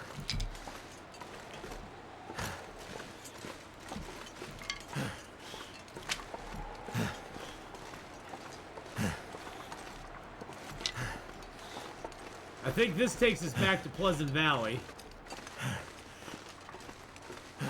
Well, Soul Hill, I can only do what I can do, but like I said earlier, Soul Hill, all I can do is give you the roadmap. You have to follow it and get your own experience and, like, actually figure out how the game mechanics work and stuff. I can give you a few little cheat codes to help you, you know, help ease your travel, but it's all up to you after that. You're the architect of your own, you know, your own demise or success in this game. And I think that's one of the things that's so awesome about it, is that no matter what difficulty level you're playing it on, no matter what difficulty level you're playing it on, you know, you can always challenge yourself to do better and to get better and you know, live more days and stuff like that. Atheenon, did anything happen with that scenario you did for Zach a couple months ago? I don't think he's done anything. Yes, there is a loot table for Interloper that you can use if you want to find the basic items in it. It doesn't work for any other mode of gameplay, but it does work on Interloper, so feel free. Yeah, most of all your everything that's going to make you good in the game is it takes time and just knowing the maps and spending a lot of time in the game. That's the only thing that'll improve your life in the game. I keep hearing the wolf, but I don't see him. But yep, time and knowing the maps and lots of practice. I recommend, if you're trying to learn how to use the bow, shoot a lot of arrows. especially at rabbits. Rabbits are great target practice because they never fight back. If you hit the rabbit, it insta-kills them, so he won't run off with your arrow. And there's enough birch in the game, you'll never run out. I can almost guarantee you'll never, if you visit every map in the game, you will never ever run out of birch in the game, period. It just won't happen. Hey, look, there's an arrow. Hey, look. That's one of the arrows. That's one of my missing arrows that a wolf ran off with. Huzzah! We found an arrow, boys and girls. Huzzah! That's one of my missing arrows from early. When I first came into the zone, a wolf ran away with one of my arrows. That's probably where he died. The arrows do persist in the game. They never actually, like, despawn. So they'll always be in the game. You just have to find them again. Which, honestly, is like finding a needle in the haystack. So your chances of running across one just on a random, like, walk down a road is very small. Yep, the arrow was the wolf's tomb, Toast with Jam. But yeah, I hope you have a lot of fun with it. If you ever have any questions, feel free to drop by the channel or leave a comment on my YouTube videos or something, and I'll try to, answer it for you. Because, there's always stuff you can learn about this game with Rascal Knight. There's always stuff you're learning. Even now, I still run across things where I'm like, huh, I didn't know that. Or, oh, I forgot about that. Because the game is so massive. The game now has more square kilometers of gameplay area than Skyrim does. So the game is massively huge. There's so much to do in it. And there's so many different locales, different areas, different wildlife, different activities. There's just, it's incredible. It's just incredible what they've done with the game. A couple of hints I'll give you is make sure you pick up your sticks. Hey, if you're just walking around and you're not at max carry weight, pick up them sticks. You will never ever regret having too many sticks. If you get too many, go to a house and dump a bunch off. You'll never go back and be sad. Oh, I have too many sticks here. That's never ever gonna happen. You'll always go back and go, ooh, I got a lot of sticks here. Yay! Yay me for preparing ahead. Now I have fuel. So sticks are very important. If you're not, you'll not notice it so much on the lower difficulty levels, but cattails are of utmost importance if you're going to play on Interloper. Utmost importance. Old fart, my plans shifted Wednesday, and my Wednesday, Thursday plans shifted, and so I played Farthest Frontier on Wednesday, and then I took Thursday off instead. So sorry about that. Yeah, unfortunately on the higher difficulty levels, breaking down small branches is not worth your effort. It's just not. You'll take damage, you'll take too much damage, and there's enough sticks in the game that you can pick up a number of sticks, like right here.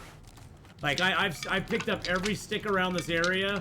I'm just curious, what do you think the over-under on the sticks is, boys and girls? I'm saying it's at least 100.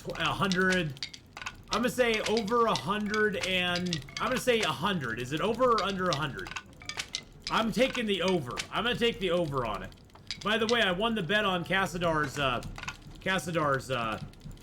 cursey curse, because she didn't curse very much, so that was awesome.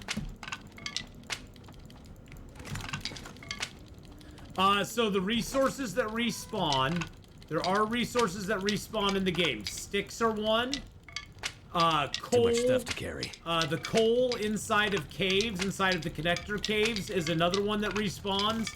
Branches and the limbs respawn. So all of those fuel sources respawn forever. And wildlife respawns. 130 sticks. Holy crap. That is a lot of sticks. I wonder how many of them I can shove into a locker. Oh, I can shove 130 in there. Silty, hey, how's it going? So yes, those items all respawn for you. So you got sticks, coal, and branches, and fir, and cedar, and the animals will respawn as well.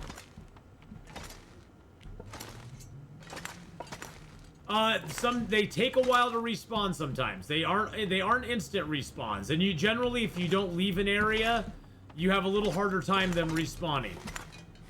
If you leave an area and come back in like a week, they'll pretty much all be there again. Some places the sticks respawn very quickly, some they don't.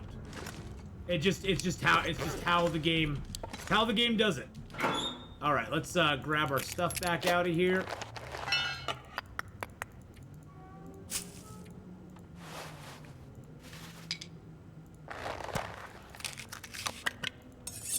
Too heavy. Yes, so...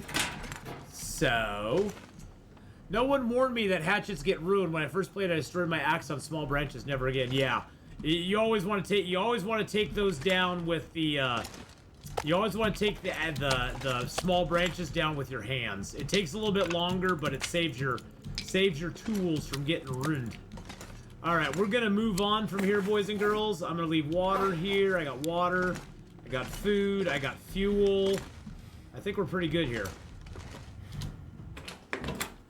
I went out for a bonfire to celebrate my bro's birthday, and we were short on kindling. Another Long Dark player must have picked the area clean because I couldn't find any sticks around the trees. They probably did. They probably did, my friend. All right, let's get our bow out. Okay, we got all those hides on us. Let's get our bow out. Snow's out, bow's out, boys and girls. Bye-bye, wolfies. Bye-bye. Bye-bye. Was that a feather? Oh, there's some feathers over here. Nice, I'll pick those up. So, Rascal, you'll notice on the lower difficulty levels, you're supplied a wide variety of clothing. And you're provided you're provided knives and hatchets. You're also provided with guns, pre-made bows and pre-made arrows, as well as ammunition for the guns. If you're frugal with your stuff, it'll last you for a long, long time. Now, if you play Stalker, Voyager, resources become a little more scarce. You still have you have everything you could get in Voyager, it's just scarcer.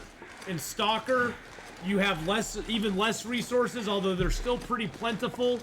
They're a little bit scarcer than they were in Pilgrim and Voyager. But you still have the same availability of all the different loot items. Now, the one thing that changes when you switch to Interloper is that not only are resources scarcer, but the resources that you have available are even more scarce. In Interloper, there are no knives, there are no hatchets, there are no guns, there are no bullets, there are no bows, there are no arrows. You have to craft your own knife and hatchet, you have to craft your own bow and arrows, you cannot get a gun at all. There is no gun, period. There's just none. And the clothing variety that you have is very much limited as well. Whereas in Pilgrim, Stalker, and Voyager, you can pretty much never have to make crafted clothing because every piece of clothing that you can find in the world is that much better than crafted clothing. It's so much better than crafted clothing. So you never actually have to craft clothing in those three levels. Now, in the Interloper, the best clothing period for you is the crafted clothing. So you just have to craft up jackets, pants, boots, gloves, hats, that sort of stuff to get the peak of your clothing in that gameplay. So those are the main differences, though, between the different modes of gameplay. Is just mainly the resources that you have available to you. Now you can still go with just the crafted clothing if you want, or the man-made clothing if you want to. It's just not as good overall as the crafted stuff. Gotta crouch going down this so I don't take fall damage. My fingers feel numb. But in Interloper, the pinnacle of your stuff is the crafted clothing. Especially when it comes to coats, the pants, and all that stuff. So,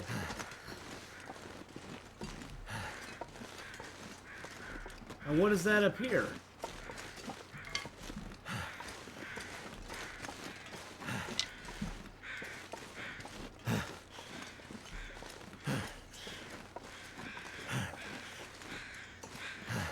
Yeah, the bearskin coat's not bad on Stalker because it does scare the wolves away, that's for sure.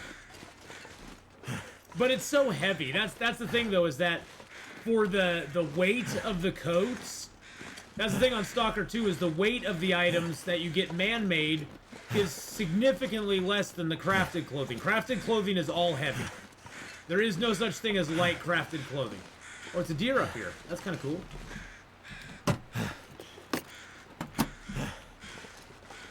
So there's no such thing as light crafted clothing on you know, in the game. I think I can get a mag lens fire going here. And to save matches or your fire striker, you always want to check for mag lens fires if you can get them.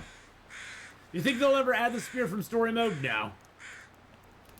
Nope. I think the chances of the bear spear, I think the chances of the bear spear being added is slim to none. With my money being on none. The game, you got to remember, Just want to lay down. Long Dark is a complete game right now, and hello, Othan. Long Dark is a completed game. It's very close to being actually completed. And once they complete it, I don't think they'll be adding that sort of stuff in. They're going to give us more zones, maybe some more crafted clothing, and stuff like that. But I think the other items that they're going to be giving us are going to be much more limited. Story mode is very slow-paced. I started playing this before story mode was even a thing. So for me, story mode is kind of meh. It's not that hard.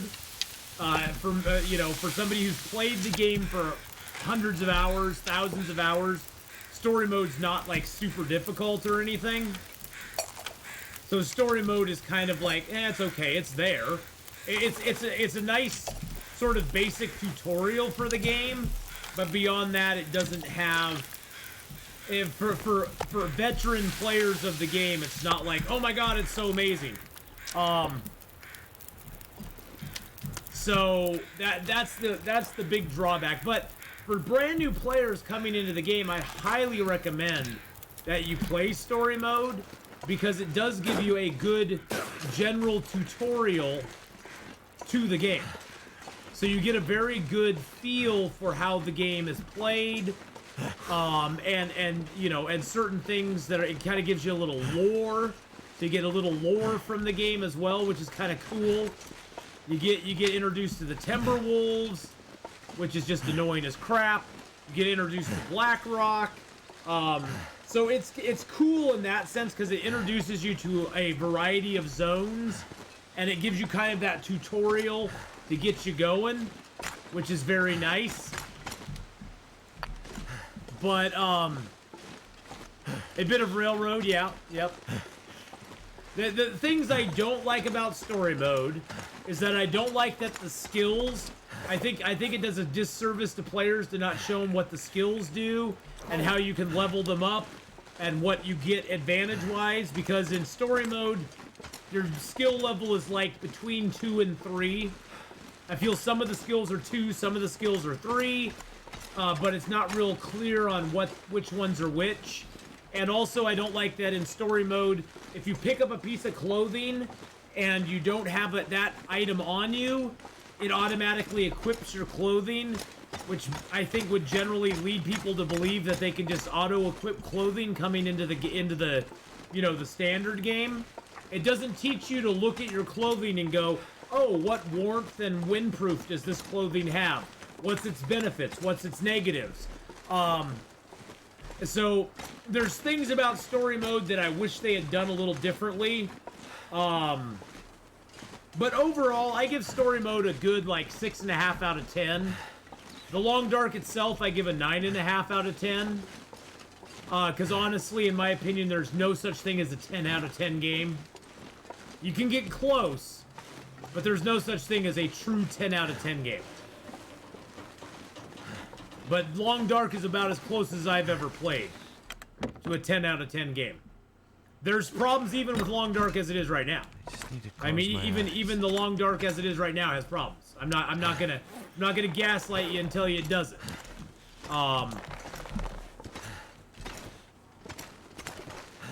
The Long Dark, there's issues even in it now, but But yeah, you'll learn a lot more from just survival mode, Rascal. Not gonna be able to carry this load for You'll much learn longer. a lot more from just plain survival, playing in Pilgrim for a while. Pilgrim is what I call the map exploration version of the game, because all the animals, unless you attack them, run away from you.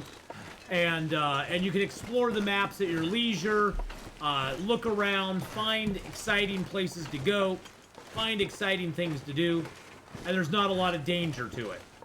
Other than freezing, starving, thirst, that, you know, this is sort of the stuff that you can mitigate. Now, Voyager, it does introduce, antagonistic wildlife. So you do have to start facing down on the wolves and the bears and stuff, and getting used to fighting them, as well as the moose gets aggressive. You got to fight him as well. Walk with this much gear. But it's not that bad. The animals don't do a lot of damage.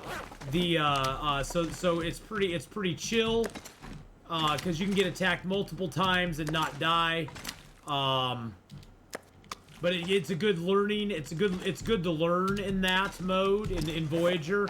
Learn to be able to fight off the bears and the wolves and stuff. Learn the mechanics behind them and how they function, so that you can, you know, survive better down the road.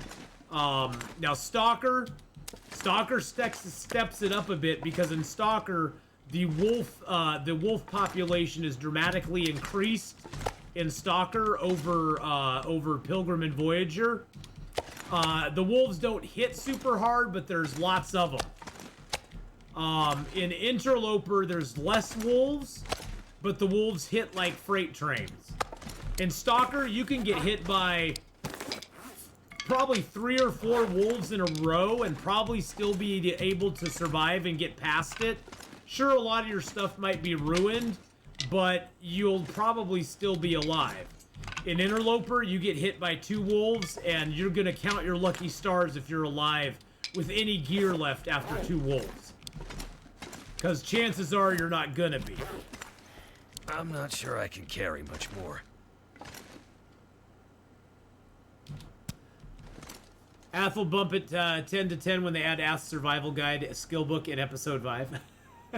Most survival games I've played, the easy level's too easy. I like a little pain to learn. Yeah, well, and that's the thing, is Voyager is a good... I think Voyager's a good middle ground. If you're looking, if you get a little bored with Pilgrim, try stepping up to Voyager, because Voyager's a good mix of difficulty, but leaving it so you aren't like struggling super hard. It's still a struggle, don't get me wrong, but you aren't like, oh my god, I can't do this. Stalker steps it up a notch. Stalker is where you really start to see how dangerous the wolves are, and it really starts to hit home that the wolves are going to be your primary threat throughout the rest of the game. I'm never going to be able to carry all my stuff out of here, by the way.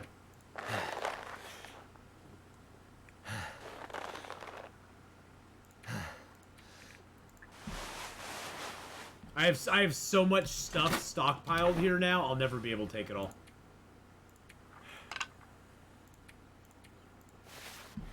I got cloth in there for some reason. That's all arrow stuff in there.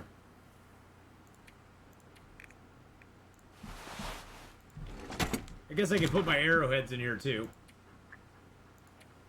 We came in with 25 arrows.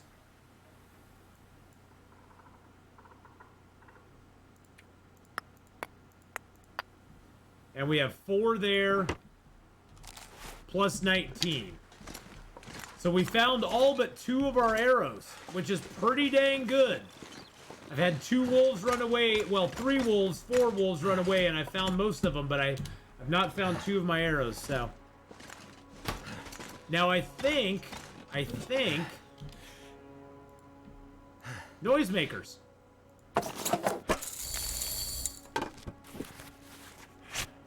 I can actually make noisemakers. I have cans. Woo! Let's make a noisemaker. There we go. I don't have any more cans though. Oh, that used my bad one first. Oh, that's great. I like that. I like that.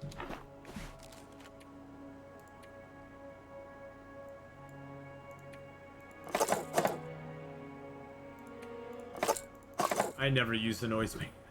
I just like having them, but I never use them. I'm like, I'll keep my noisemakers. Oh, I guess I never use them, so.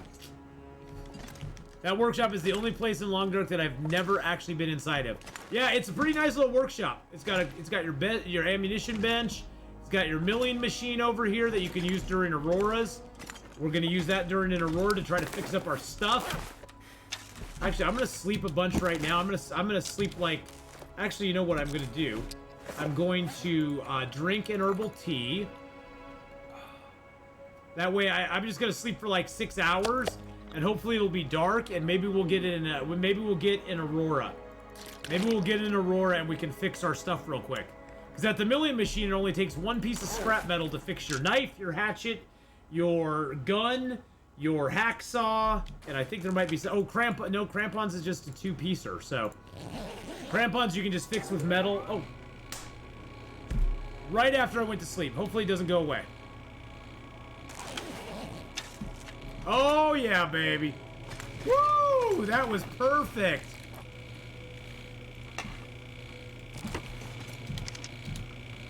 So, hacksaw is at 100. Improved hatchet.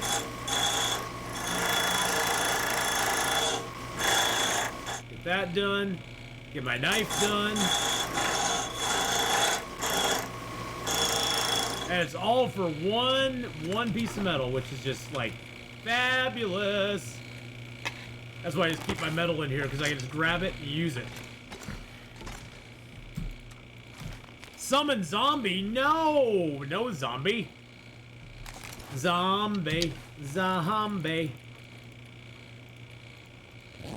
Alright, let's get to...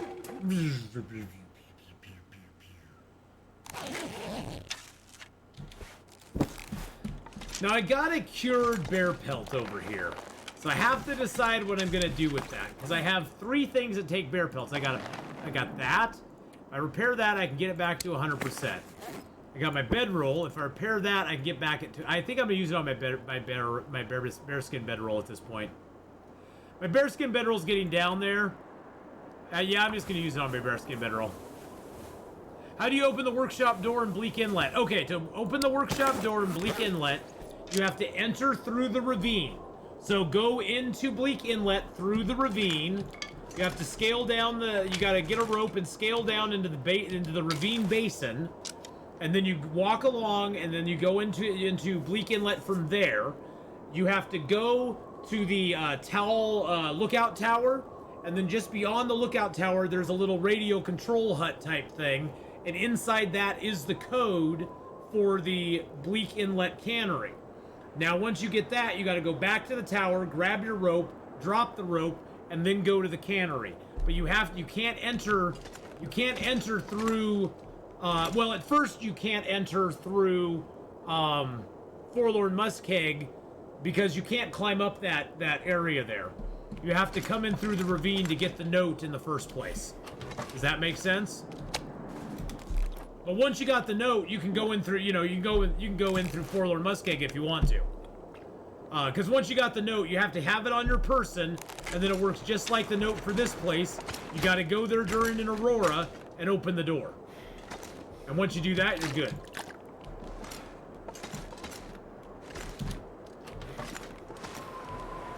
Woo!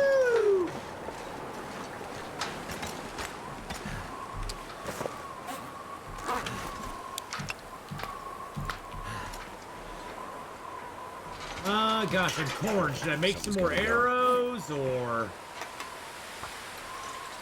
fuel up our lantern real quick? There we go. Where's the note for this workshop? The note for this workshop is in the gas cave. You have to go down into the wind. You got to go down into the river. I'll show you when we get over there. I'm not going to go back to the gas cave itself, but I'll show you sort of generally where it is. Oh, I need to repair my clothing, don't I?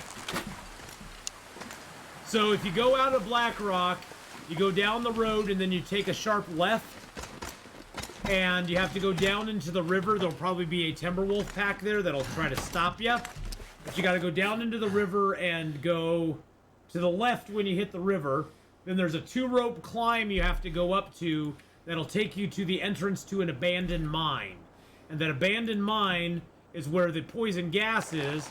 And if you get through the poison gas, you go through the poison gas up to the 2nd floor. So you take an elevator down, go through the poison gas, take an elevator up to the 2nd floor, get the note, and then take the elevator to the 3rd floor. It's kind of a convoluted way to go. You want to be as light as you possibly can be. So, like, drop all of your stuff at the entrance to the mine because you'll be circling back on it. And if you're too heavy, you can't run through the gas. And you need to run through the gas to get through it and still have time to get out of it before you die. Because the way the gas works in that mine is if you are in the gas when you run out of breath, you insta-die. There is no ticking away at your health. There is no slow reduction in your health. There is an insta-death when that occurs. And you don't want that to happen. Trust me. It's happened to me and I didn't like it.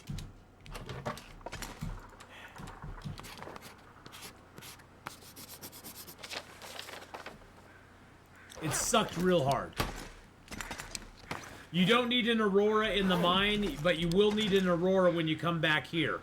So if you're waiting for it, you can just sleep in the little, the boiler room area, and then you can just wait for an Aurora and pop out and get it. Yeah. Yeah, I just, the gas mine thing is just, I think it's a very bad mechanic if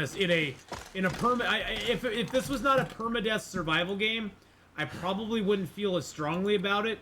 But because this is a permadeath survival game, it kind of ticks me off a little bit. Because it just seems very... It seems cheesy. It seems cheesy for a permadeath survival game. You know what I'm saying? That there's even a chance that you could just, like, insta-die. I'm just dropping some stuff here that I don't need on me.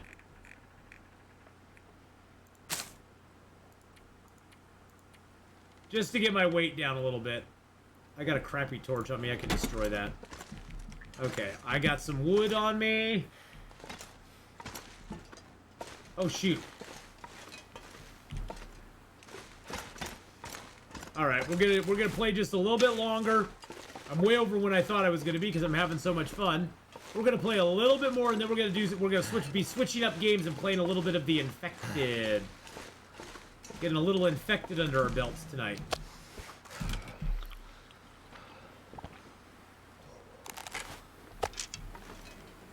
What's the ballistic vest like? The ballistic vest is a massive weight around your neck that lowers your sprintability by so much it's not even worth it. I mean, I'm rocking a 42% protection right now with just the gear I have on. The ballistic vest would pump that up a bunch, but I personally just don't think it's worth it. I just personally don't think it's worth it. If I'm getting hit that, and it just kills your sprint. I don't have, as you can see right here, I don't have much sprint to begin with. I'm at right now I'm at 40% sprint, so I'm at negative 60% sprint right now. And that's mainly because I'm wearing double bearskin coats and all the other fur clothing. My sprint is just, it's just garbage. And that would chunk it down to like having like 5% sprint. Because I think it's a 50% sprint reduction with the ballistic vest, which I think is ridiculous. If the ballistic vest had less sprint reduction, I might actually consider using it. But it just sucks the way it is.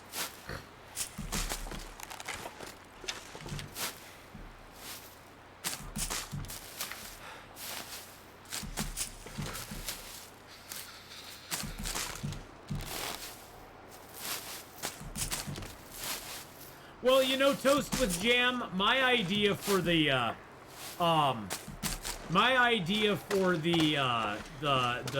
poison gas has always been that you can go ahead and be in it. You can be in it when you run out of breath, but the moment you run out of breath, it starts chunking away at your health. It like visibly chunks your health away, but you can stim up or something like that to get through it as well, you know? I just think having it as a perma-death feature where it just insta-kills you is just a horrible mechanic. It's just a horrible, horrible mechanic, and it's kind of disheartening, especially if you're not familiar with it, and you're like, okay, what just happened? But yeah, I wouldn't mind even if it chunks away your health at a very quick pace. I wouldn't mind that either. I'd be like, okay, I get it. Your health starts going chunk, chunk, chunk, chunk, chunk, chunk, chunk, chunk. You know, like maybe it ticks away 5% of your health every second, or every 2 seconds, or every, you know, something like that.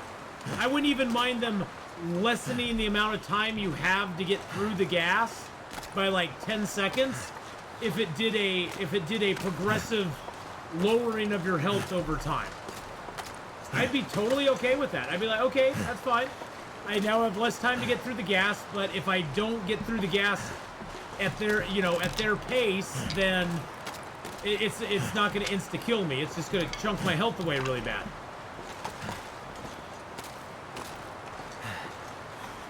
I think the really bad mechanic, too, is that you lose about 3 seconds putting the handle onto the onto the elevator. You lose about 3 seconds putting that on there and and if you're not ready to start cranking yourself up right away, you lose even more time. And so you like lose time in all of that, and that really sucks. That really, really sucks. But the trick with it right now, Toast with Jam, is just you lighten yourself up, you sprint all the way through it. You have to have that handle on you, though, to get through it. So this is how you get down to the gas mine right here, boys and girls. I'll show you real quick. So there's 2 paths to take here. That path there, or this bridge here. You go down that path, it'll lead you onto the river, and you just follow the river all the way up, and there will be a rope off to your left-hand side. It is a 2-rope climb, but there is a cave to your right that you can go and sleep in and get rested and recovered. And then you can do that 2-rope climb. There's a cave at the top of the 2-rope climb that you can chill out in. And once you're inside that cave, you're basically a hop skipping away from the mine. So that's how you get to it.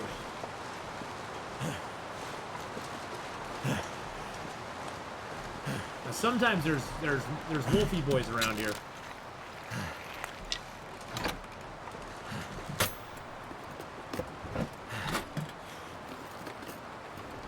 Is there any way to play co-op? There is a mod for co-op, yes. I've heard it works. I heard it works a lot better now than it used to, but there is a mod for co-op. By the way, early in the game, this does have a bed here. Oh, we got another storm lantern too. Look at that. Check our mag lens. Nope, no mag lens chance.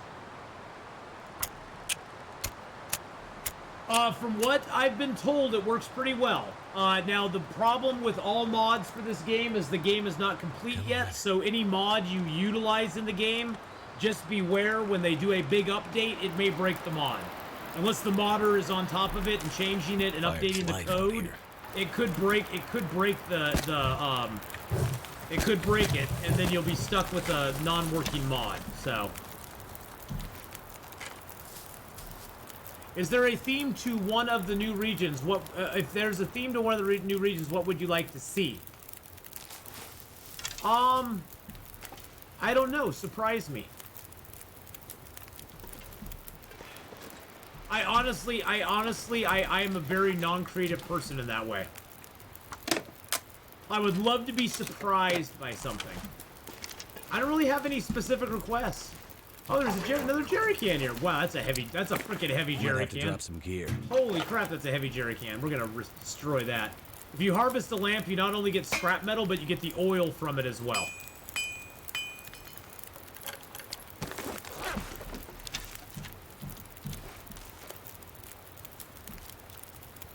I think if I had a choice, I'd like to see another city zone. I'd like to see another city zone. Sort of like Milton, but bigger. And I'm hoping that's what Perseverance Mills will be, is like, sort of like a city zone, but bigger, on the bigger end. Where they have like twice the buildings. And lots of good stuff in them.